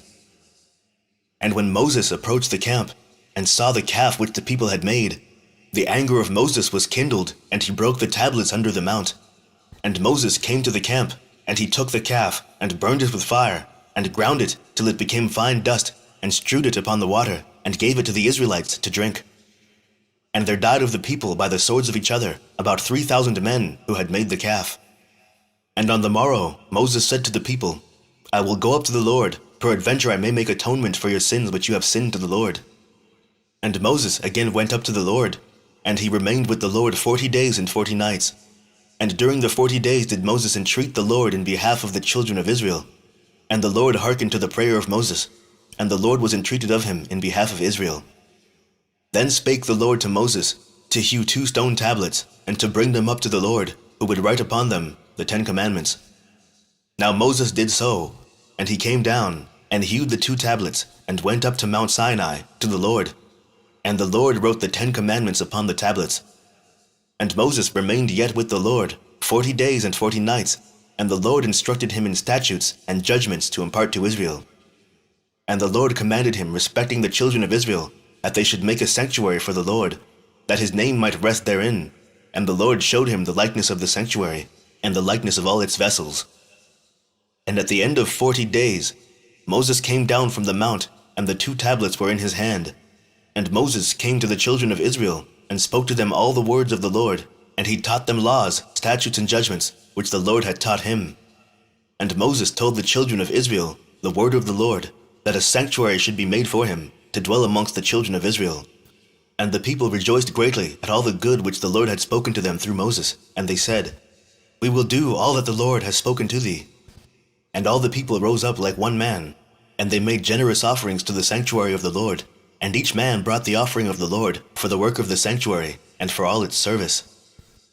And all the children of Israel brought each man of all that was found in his possession for the work of the sanctuary of the Lord, gold, silver, and brass, and everything that was serviceable for the sanctuary. And all the wise men who were practiced in work came and made the sanctuary of the Lord, according to all that the Lord had commanded, every man in the work which he had been practiced.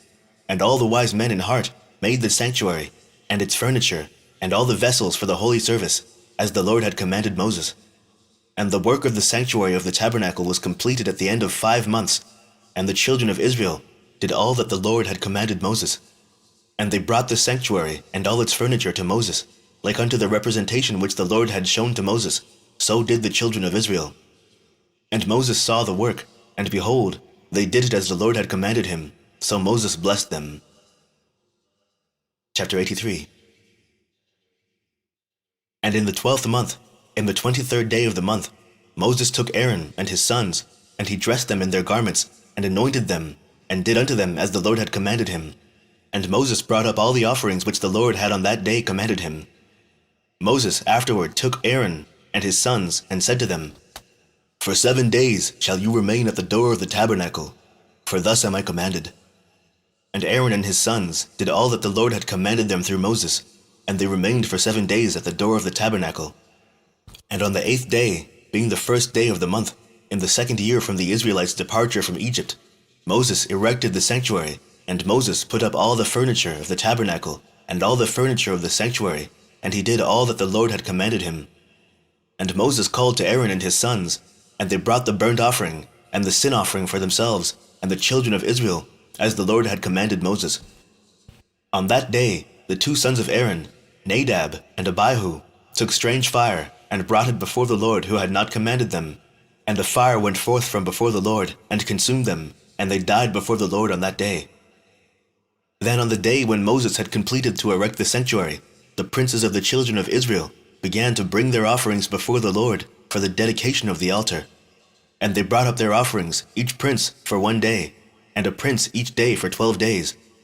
And all the offerings which they brought, each man in his day, 1 silver charger weighing 130 shekels, 1 silver bowl of 20 shekels after the shekel of the sanctuary, both of them full of fine flour mingled with oil for a meat offering, 1 spoon weighing 10 shekels of gold full of incense, 1 young bullock, 1 ram, 1 lamb of the first year for a burnt offering, and 1 kid of the goats for a sin offering. And for a sacrifice of peace offering, 2 oxen, 5 rams, 5 he-goats, 5 lambs of a year old. Thus did the 12 princes of Israel day by day, each man in his day. And it was after this, in the 13th day of the month, that Moses commanded the children of Israel to observe the Passover. And the children of Israel kept the Passover in its season in the 14th day of the month, as the Lord had commanded Moses, so did the children of Israel. And in the 2nd month, on the 1st day thereof, the Lord spoke unto Moses, saying, Number the heads of all the males of the children of Israel, from 20 years old and upward, thou and thy brother Aaron, and the 12 princes of Israel.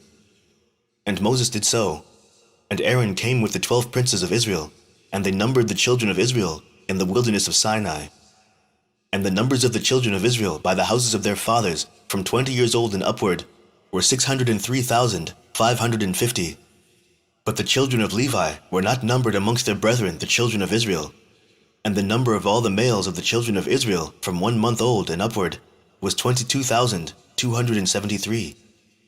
And the number of the children of Levi from 1 month old and above was 22,000. And Moses placed the priests and the Levites, each man to his service and to his burden, to serve the sanctuary of the tabernacle, as the Lord had commanded Moses. And on the 20th day of the month, the cloud was taken away from the tabernacle of testimony. At that time, the children of Israel continued their journey from the wilderness of Sinai, and they took a journey of 3 days, and the cloud rested upon the wilderness of Paran. There the anger of the Lord was kindled against Israel, for they had provoked the Lord in asking him for meat, that they might eat. And the Lord hearkened to their voice, and gave them meat, which they ate for 1 month. But after this, the anger of the Lord was kindled against them, and he smote them with a great slaughter, and they were buried there in that place. And the children of Israel called that place Kibroth Hattaavah, because there they buried the people that lusted flesh. And they departed from Kibroth Hattaavah, and pitched in Hazeroth, which is in the wilderness of Paran. And whilst the children of Israel were in Hazeroth, the anger of the Lord was kindled against Miriam on account of Moses, and she became leprous, white as snow. And she was confined without the camp for 7 days, until she had been received again after her leprosy. The children of Israel afterward departed from Hazeroth, and pitched in the end of the wilderness of Paran. At that time the Lord spoke to Moses to send 12 men from the children of Israel, 1 man to a tribe, to go and explore the land of Canaan. And Moses sent the 12 men, and they came to the land of Canaan to search and examine it. And they explored the whole land, from the wilderness of Sin to Rechob, as thou comest to Kamoth. And at the end of 40 days they came to Moses and Aaron, and they brought him word, as it was in their hearts, and 10 of the men brought up an evil report to the children of Israel, of the land which they had explored, saying, It is better for us to return to Egypt than to go to this land, a land that consumes its inhabitants. But Joshua, the son of Nun, and Caleb, the son of Jephunneh, who were of those that explored the land, said, The land is exceedingly good. If the Lord delight in us, then he will bring us to this land and give it to us, for it is a land flowing with milk and honey. But the children of Israel would not hearken to them, and they hearkened to the words of the 10 men who had brought up an evil report of the land. And the Lord heard the murmurings of the children of Israel, and he was angry and swore, saying, Surely not 1 man of this wicked generation shall see the land from 20 years old and upward, excepting Caleb the son of Jephunneh, and Joshua the son of Nun. But surely this wicked generation shall perish in this wilderness, and their children shall come to the land, and they shall possess it. So the anger of the Lord was kindled against Israel, and he made them wander in the wilderness for 40 years, until the end of that wicked generation, for they did not follow the Lord. And the people dwelt in the wilderness of Paran a long time, and they afterward proceeded to the wilderness, by way of the Red Sea. Chapter 84. At that time, Korah, the son of Jetzer, the son of Kehath, the son of Levi, took many men of the children of Israel, and they rose up and quarreled with Moses and Aaron and the whole congregation. And the Lord was angry with them, and the earth opened its mouth and swallowed them up, with their houses and all belonging to them, and all the men belonging to Korah. And after this, God made the people go round by the way of Mount Seir for a long time. At that time, the Lord said unto Moses, Provoke not a war against the children of Esau, for I will not give to you of anything belonging to them, as much as the sole of the foot could tread upon, for I have given Mount Seir for an inheritance to Esau.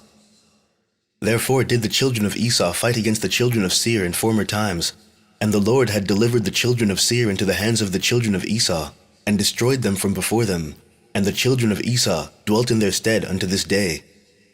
Therefore the Lord said to the children of Israel, Fight not against the children of Esau your brethren, for nothing in their land belongs to you, but you may buy food of them for money and eat it, and you may buy water of them for money and drink it. And the children of Israel did according to the word of the Lord, and the children of Israel went about the wilderness, going round by the way of Mount Sinai for a long time, and touched not the children of Esau, and they continued in that district for 19 years. At that time died Latinus, king of the children of Kittim, in the 45th year of his reign, which is the 14th year of the children of Israel's departure from Egypt. And they buried him in his place, which he had built for himself in the land of Kittim, and Abimnus reigned in his place for 38 years. And the children of Israel passed the boundary of the children of Esau in those days at the end of 19 years, and they came and passed the road of the wilderness of Moab. And the Lord said to Moses, Besiege not Moab, and do not fight against them, for I will give you nothing of their land. And the children of Israel passed the road of the wilderness of Moab for 19 years, and they did not fight against them. And in the 36th year of the children of Israel's departing from Egypt, the Lord smote the heart of Sihon, king of the Amorites, and he waged war, and went forth to fight against the children of Moab. And Sihon sent messengers to Beor, the son of Janeas, the son of Balaam, counselor to the king of Egypt, and to Balaam his son, to curse Moab, in order that he might be delivered into the hand of Sihon. And the messengers went and brought Beor the son of Janeas, and Balaam his son, from Pethor in Mesopotamia. So Beor and Balaam his son came to the city of Sihon, and they cursed Moab and their king in the presence of Sihon, king of the Amorites. So Sihon went out with his whole army, and he went to Moab, and fought against them, and he subdued them, and the Lord delivered them into his hands, and Sihon slew the king of Moab.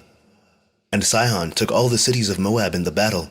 He also took Heshbon from them, for Heshbon was one of the cities of Moab, and Sihon placed his princes and his nobles in Heshbon, and Heshbon belonged to Sihon in those days. Therefore the parable speakers, Beor and Balaam his son, uttered these words, saying, Come unto Heshbon, the city of Sihon will be built and established. Woe unto thee, Moab! Thou art lost, O people of Chemosh! Behold, it is written upon the book of the law of God.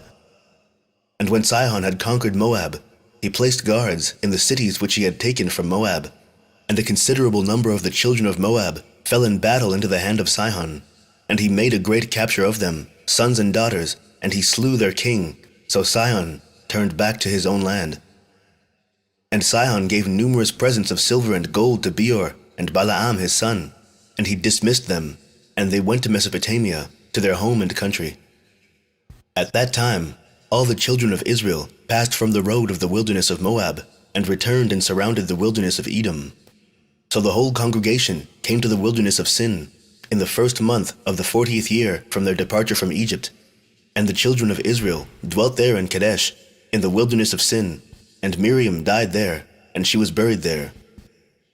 At that time Moses sent messengers to Hadad, king of Edom, saying, Thus says thy brother Israel, Let me pass, I pray thee, through thy land. We will not pass through field or vineyard. We will not drink the water of the well. We will walk in the king's road. And Edom said to him, Thou shalt not pass through my country. And Edom went forth to meet the children of Israel with a mighty people.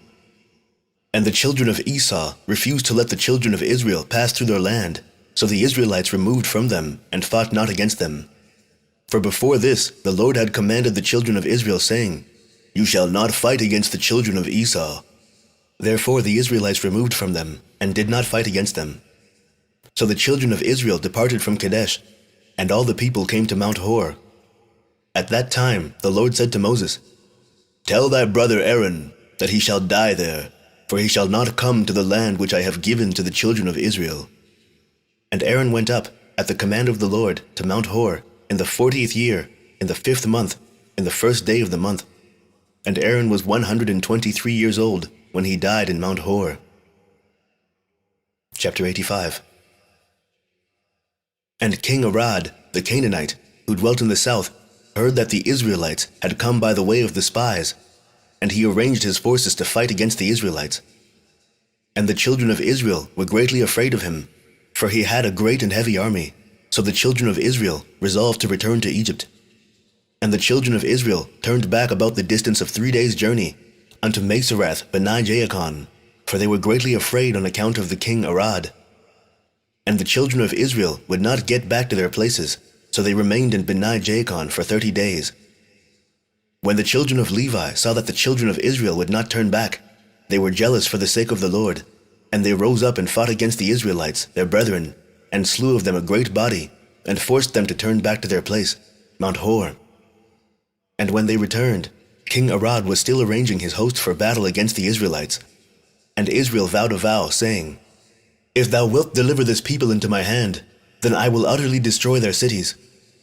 And the Lord hearkened to the voice of Israel, and he delivered the Canaanites into their hand, and he utterly destroyed them and their cities, and he called the name of the place Hormah. And the children of Israel journeyed from Mount Hor, and pitched in Oboth. And they journeyed from Oboth, and they pitched at Aye Abarim, in the border of Moab. And the children of Israel sent to Moab, saying, Let us pass now through thy land in our place. But the children of Moab would not suffer the children of Israel to pass through their land. For the children of Moab were greatly afraid lest the children of Israel should do unto them as Sihon, king of the Amorites, had done to them, who had taken their land, and had slain many of them. Therefore Moab would not suffer the Israelites to pass through his land. And the Lord commanded the children of Israel, saying that they should not fight against Moab. So the Israelites removed from Moab. And the children of Israel journeyed from the border of Moab, and they came to the other side of Arnon, the border of Moab, between Moab and the Amorites. And they pitched in the border of Sihon, king of the Amorites, in the wilderness of Kedemoth. And the children of Israel sent messengers to Sihon, king of the Amorites, saying, Let us pass through thy land. We will not turn into the fields or into the vineyards. We will go along by the king's highway, until we shall have passed thy border. But Sihon would not suffer the Israelites to pass. So Sihon collected all the people of the Amorites, and went forth into the wilderness to meet the children of Israel, and he fought against Israel in Jahaz. And the Lord delivered Sihon, king of the Amorites, into the hand of the children of Israel, and Israel smote all the people of Sihon with the edge of the sword, and avenged the cause of Moab. And the children of Israel took possession of the land of Sihon, from Aram unto Jabbok, unto the children of Ammon, and they took all the spoil of the cities. And Israel took all these cities, and Israel dwelt in all the cities of the Amorites. And all the children of Israel resolved to fight against the children of Ammon, to take their land also. So the Lord said to the children of Israel, Do not besiege the children of Ammon, neither stir up battle against them, for I will give nothing to you of their land. And the children of Israel hearkened to the word of the Lord, and did not fight against the children of Ammon. And the children of Israel turned and went up by the way of Bashan, to the land of Og, king of Bashan. And Og, the king of Bashan, went out to meet the Israelites in battle, and he had with him many valiant men, and a very strong force from the people of the Amorites. And Og, king of Bashan, was a very powerful man, but Naharon, his son, was exceedingly powerful, even stronger than he was. And Og said in his heart, Behold, now the whole camp of Israel takes up a space of 3 parsa. Now will I smite them at once without sword or spear. And Og went up to Mount Jahaz, and took therefrom one large stone, the length of which was 3 parsa, and he placed it on his head, and resolved to throw it upon the camp of the children of Israel, to smite all the Israelites with that stone. And the angel of the Lord came and pierced the stone upon the head of Og, and the stone fell upon the neck of Og, that Og fell to the earth on account of the weight of the stone upon his neck. At that time the Lord said to the children of Israel, Be not afraid of him, for I have given him and all his people and all his land into your hand, and you shall do to him as you did to Sihon. And Moses went down to him with a small number of the children of Israel, and Moses smote Og with a stick at the ankles of his feet, and slew him. The children of Israel afterward pursued the children of Og and all his people, and they beat and destroyed them, till there was no remnant left of them. Moses afterward sent some of the children of Israel to spy out Jasher, for Jasher was a very famous city. And the spies went to Jasher and explored it, and the spies trusted in the Lord, and they fought against the men of Jasher. And these men took Jasher and its villages, and the Lord delivered them into their hand, and they drove out the Amorites who had been there. And the children of Israel took the land of the 2 kings of the Amorites, 60 cities which were on the other side of Jordan, from the brook of Arnon unto Mount Hermon. And the children of Israel journeyed and came into the plain of Moab, which is on this side of Jordan, by Jericho. And the children of Moab heard all the evil which the children of Israel had done to the 2 kings of the Amorites, to Sihon and Og. So all the men of Moab were greatly afraid of the Israelites. And the elders of Moab said, Behold, the 2 kings of the Amorites, Sihon and Og, who were more powerful than all the kings of the earth, could not stand against the children of Israel. How then can we stand before them? Surely they sent us a message before now to pass through our land on their way, and we would not suffer them. Now they will turn upon us with their heavy swords and destroy us. And Moab was distressed on account of the children of Israel, and they were greatly afraid of them, and they counseled together what was to be done to the children of Israel. And the elders of Moab resolved, and took one of their men, Balak, the son of Zippor, the Moabite, and made him king over them at that time, and Balak was a very wise man. And the elders of Moab rose up and sent to the children of Midian to make peace with them, for a great battle and enmity had been in those days between Moab and Midian, from the days of Hadad the son of Bedad, king of Edom, who smote Midian in the field of Moab unto these days. And the children of Moab sent to the children of Midian, and they made peace with them, and the elders of Midian came to the land of Moab to make peace in behalf of the children of Midian. And the elders of Moab counseled with the elders of Midian what to do in order to save their lives from Israel. And all the children of Moab said to the elders of Midian, Now therefore the children of Israel lick up all that are round about us, as the ox licks up the grass of the field, for thus did they do to the 2 kings of the Amorites, who are stronger than we are. And the elders of Midian said to Moab, We have heard at the time when Sihon king of the Amorites fought against you, when he prevailed over you, and took your land, he had sent to Beor the son of Janeas, and to Balaam his son from Mesopotamia, and they came and cursed you. Therefore did the hand of Sihon prevail over you, that he took your land. Now therefore send you also to Balaam his son, for he still remains in his land, and give him his hire, that he may come and curse all the people of whom you are afraid. So the elders of Moab heard this thing, and it pleased them to send to Balaam the son of Beor. So Balak the son of Zippor, king of Moab, sent messengers to Balaam, saying, Behold, there is a people come out from Egypt. Behold, they cover the face of the earth, and they abide over against me. Now therefore, come and curse this people for me, for they are too mighty for me. Peradventure I shall prevail to fight against them, and drive them out. For I heard that he whom thou blessest is blessed, and whom thou cursest is cursed. So the messengers of Balak went to Balaam, and brought Balaam to curse the people, to fight against Moab. And Balaam came to Balak to curse Israel, and the Lord said to Balaam, Curse not this people, for it is blessed. And Balak urged Balaam day by day to curse Israel, but Balaam hearkened not to Balak, on account of the word of the Lord which he had spoken to Balaam. And when Balak saw that Balaam would not accede to his wish, he rose up and went home, and Balaam also returned to his land, and he went from there to Midian. And the children of Israel journeyed from the plain of Moab, and pitched by Jordan, from Beth Jesimoth, even unto Abel Shittim, at the end of the plains of Moab. And when the children of Israel abode in the plain of Shittim, they began to commit whoredom with the daughters of Moab. And the children of Israel approached Moab, and the children of Moab pitched their tents opposite to the camp of the children of Israel. And the children of Moab were afraid of the children of Israel, and the children of Moab took all their daughters and their wives of beautiful aspect and comely appearance, and dressed them in gold and silver and costly garments. And the children of Moab seated those women at the door of their tents, in order that the children of Israel might see them and turn to them, and not fight against Moab. And all the children of Moab did this thing to the children of Israel, and every man placed his wife and daughter at the door of his tent. And all the children of Israel saw the act of the children of Moab, and the children of Israel turned to the daughters of Moab, and coveted them, and they went to them.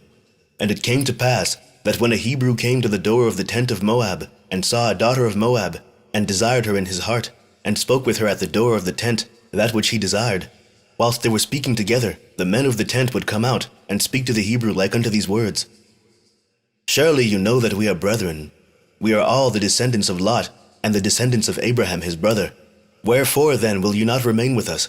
And wherefore will you not eat our bread and our sacrifice? And when the children of Moab had thus overwhelmed him with their speeches, and enticed him by their flattering words, they seated him in the tent, and cooked and sacrificed for him, and he ate of their sacrifice and of their bread. Then they gave him wine, and he drank, and became intoxicated. And they placed before him a beautiful damsel, and he did with her as he liked, for he knew not what he was doing, as he had drunk plentifully of wine. Thus did the children of Moab to Israel in that place, in the plain of Shittim. And the anger of the Lord was kindled against Israel on account of this matter, and he sent a pestilence amongst them, and there died of the Israelites 24,000 men. Now there was a man of the children of Simeon, whose name was Zimri, the son of Salu, who connected himself with the Midianite Cosbi, the daughter of Zur, king of Midian, in the sight of all the children of Israel. And Phinehas, the son of Eleazar, the son of Aaron the priest, saw this wicked thing which Zimri had done, and he took a spear, and rose up and went after them, and pierced them both, and slew them, and the pestilence ceased from the children of Israel. Chapter 86. At that time, after the pestilence, the Lord said to Moses and to Eleazar, the son of Aaron the priest, saying, Number the heads of the whole community of the children of Israel, from 20 years old and upward, all that went forth in the army. And Moses and Eleazar numbered the children of Israel after their families, and the number of all Israel was 700,730. And the number of the children of Levi, from 1 month old and upward, was 23,000. And amongst these there was not a man of those numbered by Moses and Aaron in the wilderness of Sinai. For the Lord had told them that they would die in the wilderness, so they all died, and not one had been left of them, excepting Caleb the son of Jephunneh, and Joshua the son of Nun. And it was after this that the Lord said to Moses, Say unto the children of Israel to avenge upon Midian the cause of their brethren, the children of Israel. And Moses did so, and the children of Israel chose from amongst them 12,000 men, being 1,000 to a tribe, and they went to Midian. And the children of Israel warred against Midian, and they slew every male, also the 5 princes of Midian, and Balaam the son of Beor did they slay with the sword. And the children of Israel took the wives of Midian captive, with their little ones, and their cattle, and all belonging to them. And they took all the spoil and all the prey, and they brought it to Moses and to Eleazar, to the plains of Moab. And Moses and Eleazar, and all the princes of the congregation, went forth to meet them with joy. And they divided all the spoil of Midian, and the children of Israel had been revenged upon Midian for the cause of their brethren, the children of Israel. Chapter 87. At that time the Lord said to Moses, Behold, thy days are approaching to an end. Take now Joshua, the son of Nun, thy servant, and place him in the tabernacle, and I will command him. And Moses did so. And the Lord appeared in the tabernacle, in a pillar of a cloud, and the pillar of cloud stood at the entrance of the tabernacle. And the Lord commanded Joshua, the son of Nun, and said unto him, Be strong and courageous, for thou shalt bring the children of Israel to the land which I swore to give them, and I will be with thee. And Moses said to Joshua, Be strong and courageous, for thou wilt make the children of Israel inherit the land, and the Lord will be with thee. He will not leave thee, nor forsake thee. Be not afraid, nor disheartened.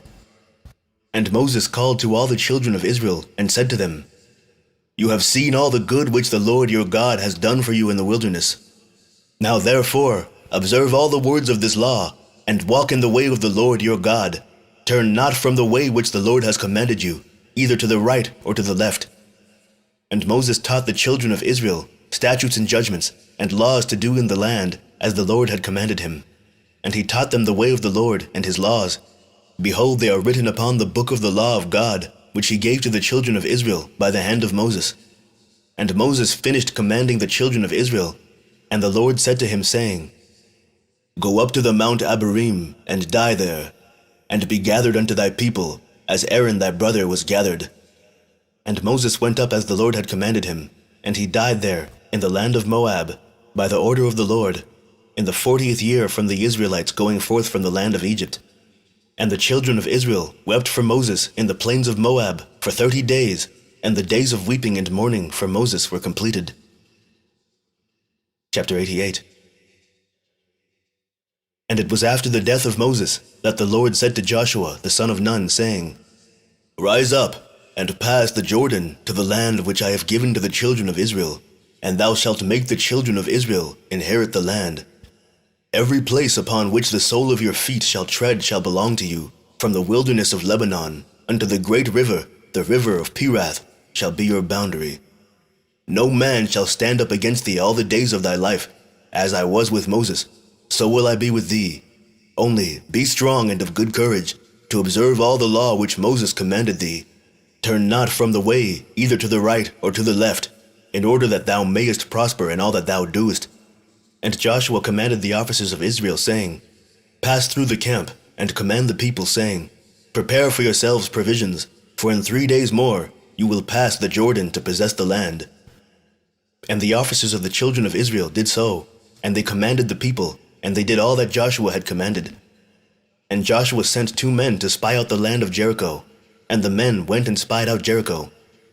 At the end of 7 days they came to Joshua in the camp and said to him, The Lord has delivered the whole land into our hand, and the inhabitants thereof are melted with fear because of us. And it came to pass after that Joshua rose up in the morning, and all Israel with him, and they journeyed from Shittim, and Joshua and all Israel with him passed the Jordan, and Joshua was 82 years old when he passed the Jordan with Israel. And the people went up from Jordan on the 10th day of the 1st month, and they encamped in Gilgal, at the western corner of Jericho. And the children of Israel kept the Passover in Gilgal, in the plains of Jericho, on the 14th day of the month, as it is written in the law of Moses. And the manna ceased at the time on the morrow of the Passover, and there was no more manna for the children of Israel, and they ate of the produce of the land of Canaan. And Jericho was entirely closed against the children of Israel. No one came out or went in. And it was in the 2nd month, on the 1st day of the month, that the Lord said to Joshua, Rise up, behold, I have given Jericho into thy hand, with all the people thereof. And your fighting men shall go round the city, once each day. Thus shall you do for 6 days. And the priests shall blow upon trumpets, and when you shall hear the sound of the trumpet, all the people shall give a great shouting, that the walls of the city shall fall down. All the people shall go up every man against his opponent. And Joshua did so, according to all that the Lord had commanded him. And on the 7th day they went round about the city 7 times, and the priests blew upon trumpets. And at the 7th round Joshua said to the people, Shout, for the Lord has delivered the whole city into our hands. Only the city and all that it contains shall be accursed to the Lord, and keep yourselves from the accursed thing, lest you make the camp of Israel accursed and trouble it. But all the silver and gold and brass and iron shall be consecrated to the Lord. They shall come into the treasury of the Lord. And all the people blew upon trumpets, and made a great shouting, and the walls of Jericho fell down, and all the people went up, every man straight before him. And they took the city, and utterly destroyed all that was in it, both man and woman, young and old, ox and sheep and ass, with the edge of the sword. And they burned the whole city with fire. Only vessels of silver and gold and brass and iron they put into the treasury of the Lord. And Joshua swore at that time, saying, Cursed be the man who builds Jericho. He shall lay the foundation thereof in his firstborn, and in his youngest son shall he set up the gates thereof. And Achan, the son of Carmi, the son of Zabdi, the son of Zerah, son of Judah, dealt treacherously in the accursed thing, and he took of the accursed thing, and hid it in the tent, and the anger of the Lord was kindled against Israel.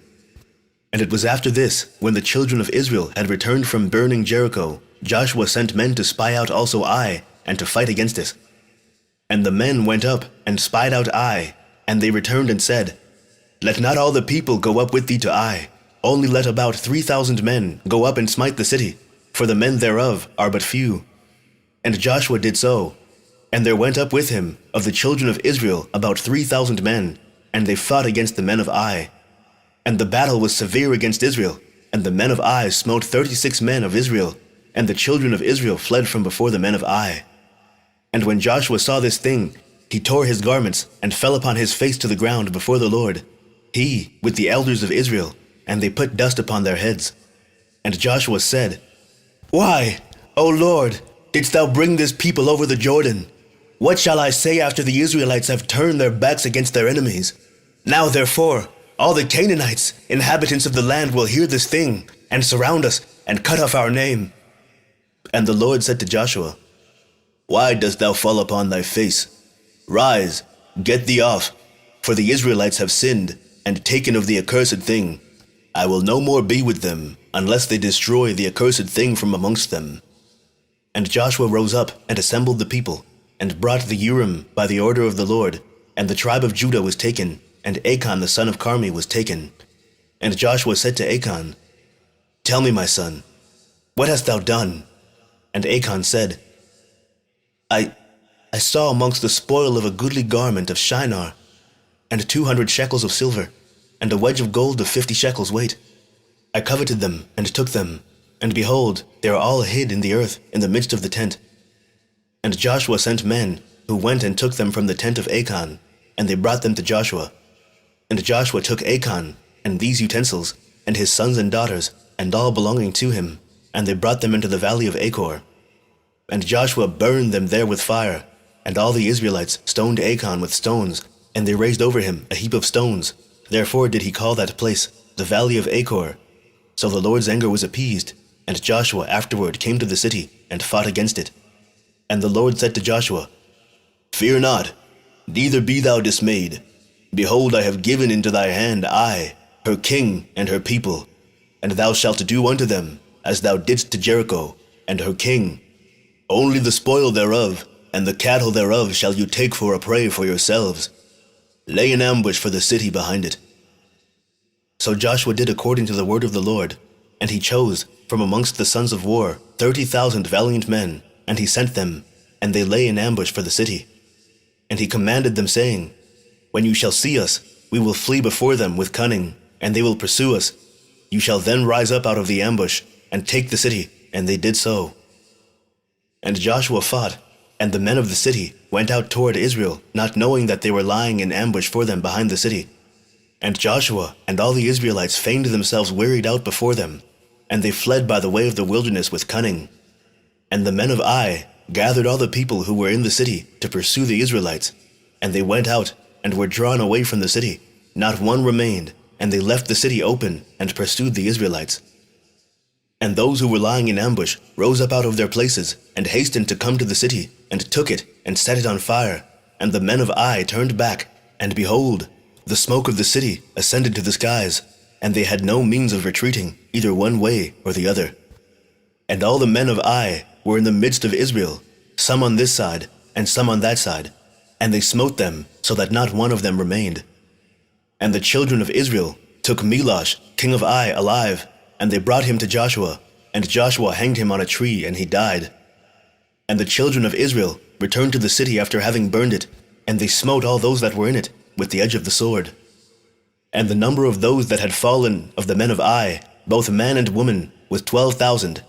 Only the cattle and the spoil of the city they took to themselves, according to the word of the Lord to Joshua. And all the kings on this side Jordan, all the kings of Canaan, heard of the evil which the children of Israel had done to Jericho and to Ai, and they gathered themselves together to fight against Israel. Only the inhabitants of Gibeon were greatly afraid of fighting against the Israelites, lest they should perish. So they acted cunningly, and they came to Joshua and to all Israel, and said unto them, We have come from a distant land.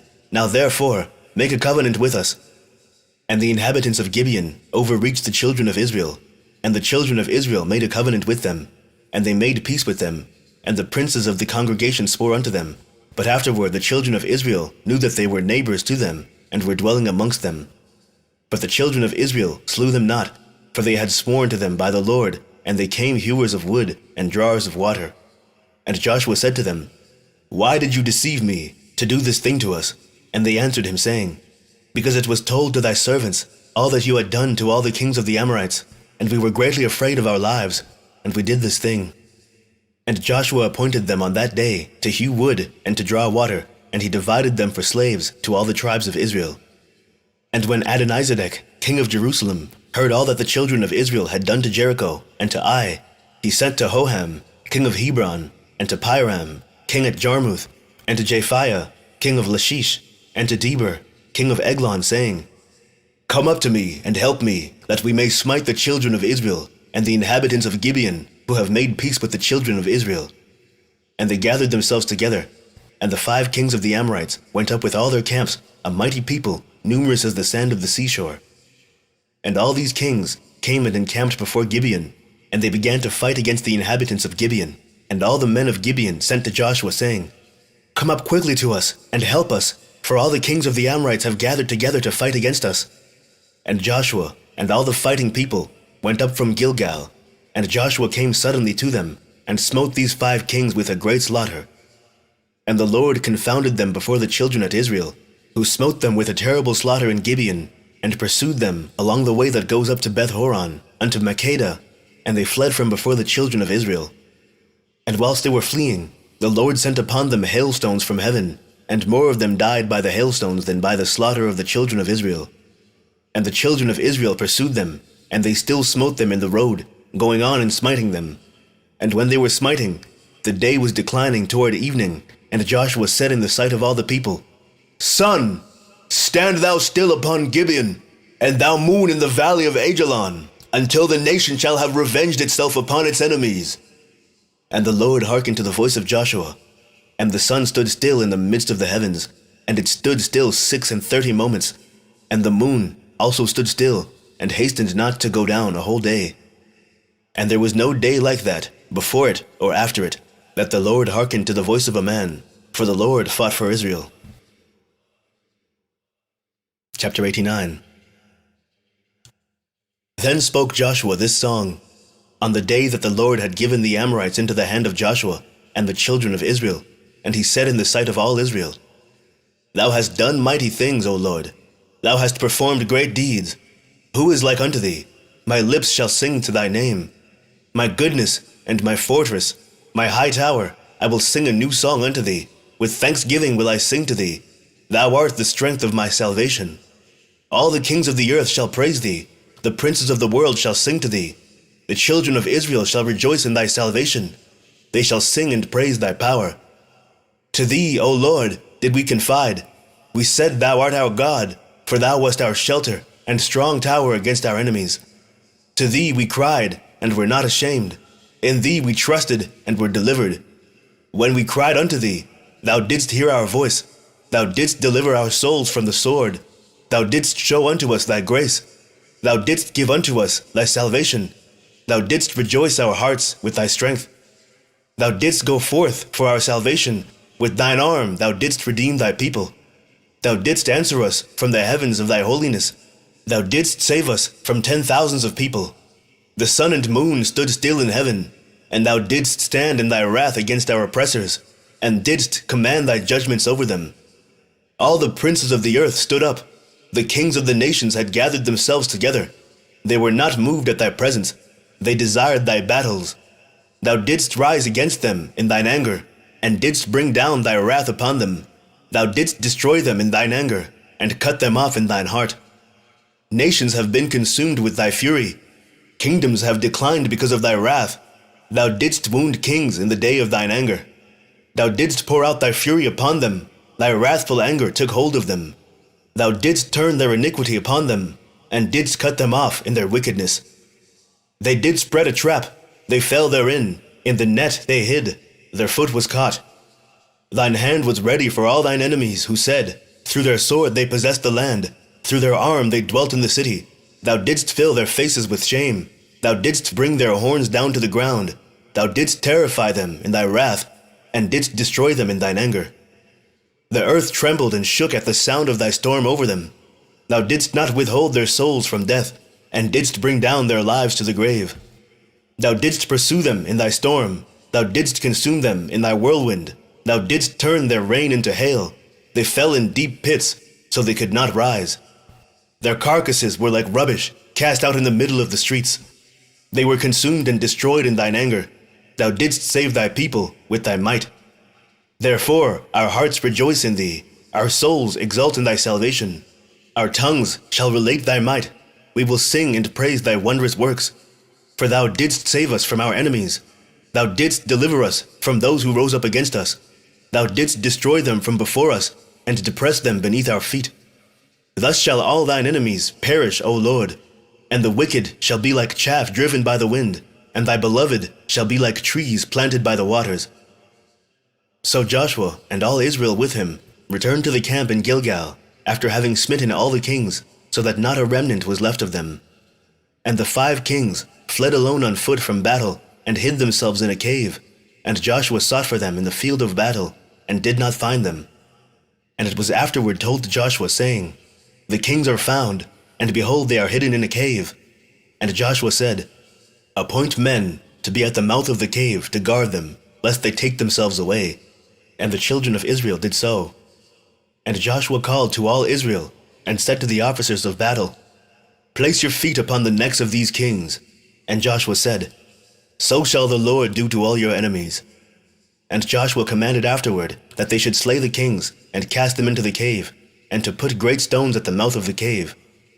And Joshua went afterward with all the people that were with him on that day to Makkedah, and he smote it with the edge of the sword. And he utterly destroyed the souls, and all belonging to the city, and he did to the king and the people thereof as he had done to Jericho. And he passed from there to Libnah, and he fought against it, and the Lord delivered it into his hand. And Joshua smote it with the edge of the sword, and all the souls thereof, and he did to it, and to the king thereof, as he had done to Jericho. And from there he passed on to Lachish, to fight against it. And Horam, king of Gaza, went up to assist the men of Lachish, and Joshua smote him and his people until there was none left to him. And Joshua took Lachish, and all the people thereof, and he did to it, as he had done to Libnah. And Joshua passed from there to Eglon, and he took that also, and he smote it, and all the people thereof with the edge of the sword.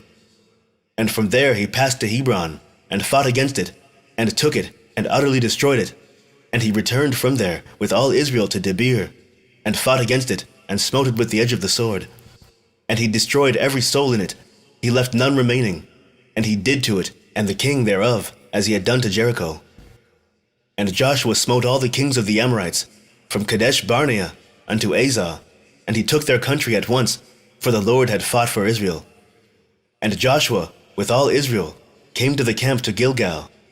When at that time Jabin, king of Chazor, heard all that Joshua had done to the kings of the Amorites, Jabin sent to Jobat, king of Midian, and to Laban, king of Shimron, and to Jephal, king of Akshaph, and to all the kings of the Amorites, saying, Come quickly to us and help us, that we may smite the children of Israel before they come upon us, and do unto us as they have done to the other kings of the Amorites.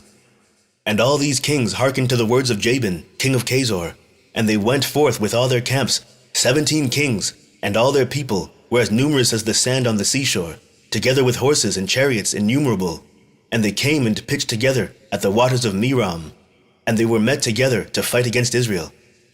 And the Lord said to Joshua, Fear them not, for tomorrow, about this time, I will deliver them up all slain before you. Thou shalt hock their horses, and burn their chariots with fire. And Joshua, with all the men of war, came suddenly upon them, and smote them, and they fell into their hands, for the Lord had delivered them into the hands of the children of Israel.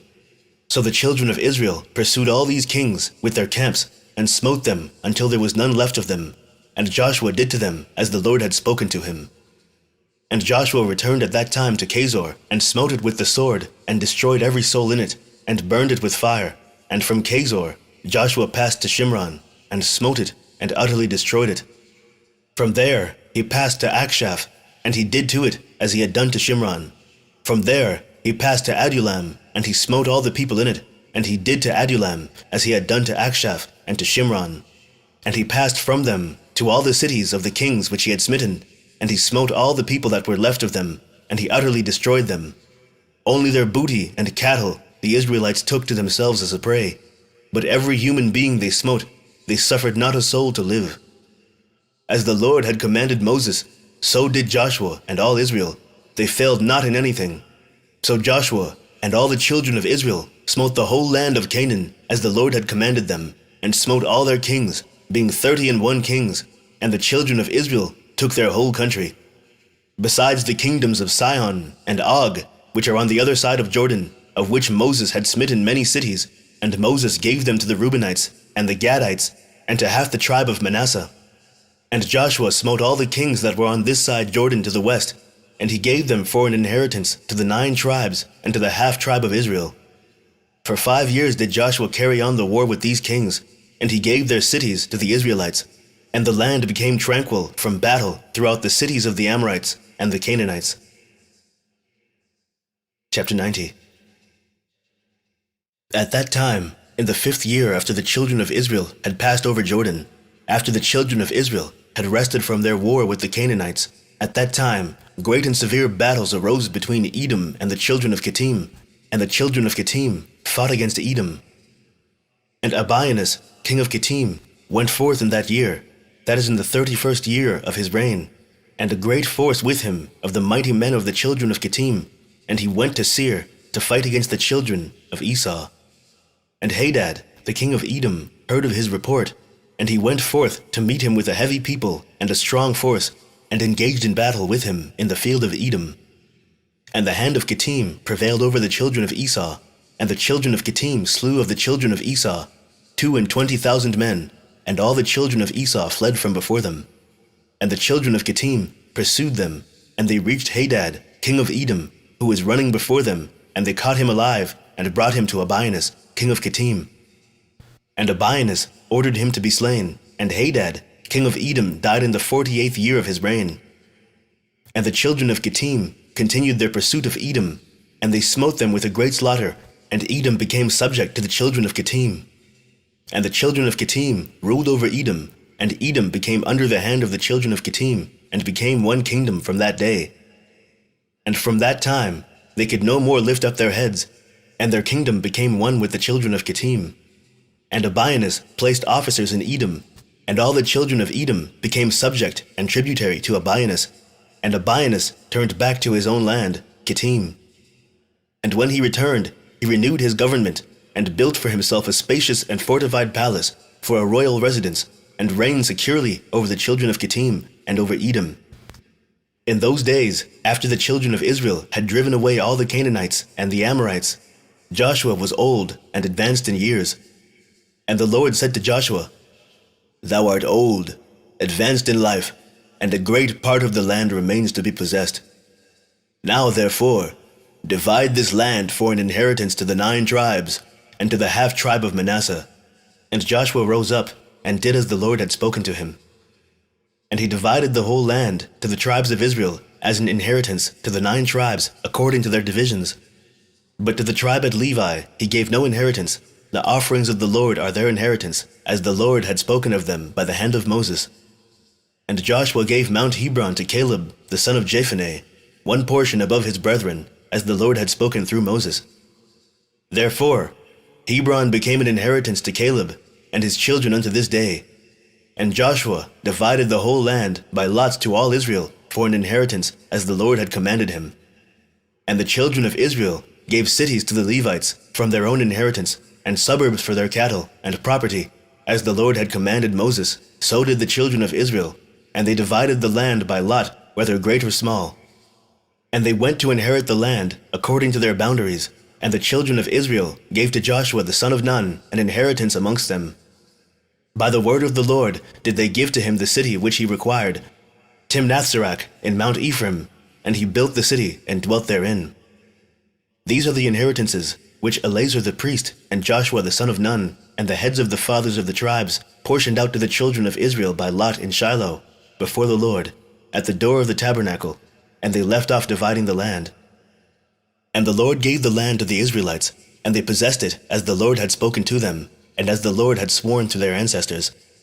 And the Lord gave to the Israelites rest from all their enemies around them, and no man stood up against them, and the Lord delivered all their enemies into their hands, and not one thing failed of all the good which the Lord had spoken to the children of Israel.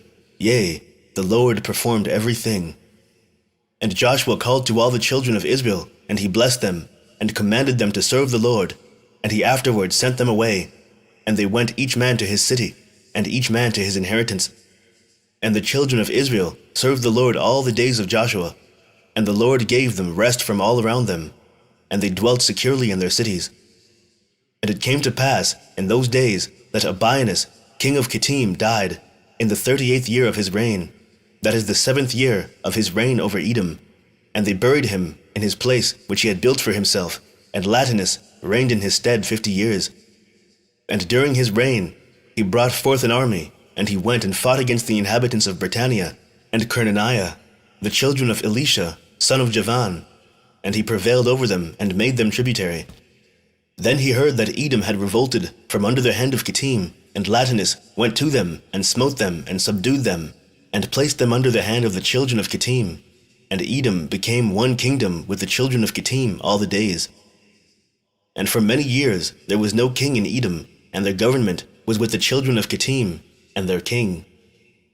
And it was in the 26th year after the children of Israel had passed the Jordan, that is the 66th year after the children of Israel had departed from Egypt, that Joshua was old, advanced in years, being 108 years old in those days. And Joshua called to all Israel, to their elders, their judges and officers, after the Lord had given to all the Israelites rest from all their enemies round about. And Joshua said to the elders of Israel, and to their judges, Behold, I am old, advanced in years, and you have seen what the Lord has done to all the nations, whom he has driven away from before you, for it is the Lord who has fought for you. Now therefore, strengthen yourselves, to keep and to do all the words of the law of Moses, not to deviate from it, to the right or to the left, and not to come amongst those nations who are left in the hand, neither shall you make mention of the name of their gods, but you shall cleave to the Lord your God, as you have done to this day. And Joshua greatly exhorted the children of Israel to serve the Lord all their days. And all the Israelites said, We will serve the Lord our God all our days, we and our children, and our children's children, and our seed forever. And Joshua made a covenant with the people on that day, and he sent away the children of Israel, and they went each man to his inheritance and to his city.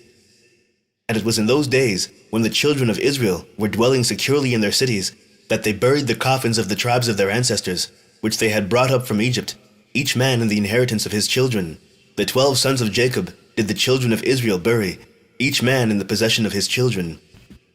And these are the names of the cities wherein they buried the 12 sons of Jacob, whom the children of Israel had brought up from Egypt. And they buried Reuben and Gad on this side Jordan, in Ramiah, which Moses had given to their children. And Simeon and Levi they buried in the city of Mauda, which he had given to the children of Simeon, and the suburb of the city was for the children of Levi. And Judah they buried in the city of Benjamin, opposite Bethlehem. And the bones of Issachar and Zebulun they buried in Zidon, in the portion which fell to their children. And Dan was buried in the city of his children, in Eshtael, and Naphtali and Asher they buried in Kadesh Naphtali, each man in his place which he had given to his children. And the bones of Joseph they buried in Shechem, in the part of the field which Jacob had purchased from Hamor, and which became to Joseph for an inheritance. And they buried Benjamin in Jerusalem, opposite the Jebusite, which was given to the children of Benjamin. The children of Israel buried their fathers, each man in the city of his children. And at the end of 2 years, Joshua, the son of Nun, died, 110 years old, and the time which Joshua judged Israel was 28 years, and Israel served the Lord all the days of his life. And the other affairs of Joshua, and his battles, and his reproofs, with which he reproved Israel, and all which he had commanded them, and the names of the cities which the children of Israel possessed in his days, behold, they are written in the book of the words of Joshua to the children of Israel, and in the book of the wars of the Lord, which Moses and Joshua, the children of Israel, had written. And the children of Israel buried Joshua in the border of his inheritance, in Timnath-Serach, which was given him in Mount Ephraim. And Eleazar, the son of Aaron, died in those days, and they buried him in a hill belonging to Phinehas his son, which was given him in Mount Ephraim. Chapter 91. At that time, after the death of Joshua, the children of the Canaanites were still in the land, and the Israelites resolved to drive them out. And the children of Israel asked the Lord, saying, Who shall go up for us to the Canaanites to fight against them? And the Lord said, Judah shall go up. And the children of Judah said to Simeon, Go up with us into our lot, and we will fight against the Canaanites, and we likewise will go up with you in your lot. So the children of Simeon went with the children of Judah. And the children of Judah went up and fought against the Canaanites. So the Lord delivered the Canaanites into the hands of the children of Judah, and they smote them in Bezek, 10,000 men. And they fought with Adonibezek in Bezek, and he fled from before them, and they pursued him and caught him. And they took hold of him, and cut off his thumbs and great toes. And Adonibezek said, 70 kings, having their thumbs and great toes cut off, gathered their meat under my table. As I have done, so God has requited me. And they brought him to Jerusalem, and he died there. And the children of Simeon went with the children of Judah, and they smote the Canaanites with the edge of the sword. And the Lord was with the children of Judah, and they possessed the mountain, and the children of Joseph went up to Bethel, the same as Luz, and the Lord was with them. And the children of Joseph spied out Bethel, and the watchmen saw a man going forth from the city, and they caught him, and said unto him, Show us now the entrance of the city, and we will show kindness to thee. And that man showed them the entrance of the city, and the children of Joseph came and smote the city with the edge of the sword. And the man with his family they sent away, and he went to the Hittites, and he built a city, and he called the name thereof Luz. So all the Israelites dwelt in their cities, and the children at Israel dwelt in their cities, and the children of Israel served the Lord all the days of Joshua, and all the days of the elders, who had lengthened their days after Joshua, and saw the great work of the Lord, which he had performed for Israel. And the elders judged Israel after the death of Joshua for 17 years. And all the elders also fought the battles of Israel against the Canaanites, and the Lord drove the Canaanites from before the children of Israel, in order to place the Israelites in their land. And he accomplished all the words which he had spoken to Abraham, Isaac, and Jacob, and the oath which he had sworn, to give to them and to their children the land of the Canaanites. And the Lord gave to the children of Israel the whole land of Canaan, as he had sworn to their ancestors. And the Lord gave them rest from those around them, and the children of Israel dwelt securely in their cities. Blessed be the Lord forever. Amen and Amen. Strengthen yourselves, and let the hearts of all of you that trust in the Lord be of good courage. The end of the book of Jasher.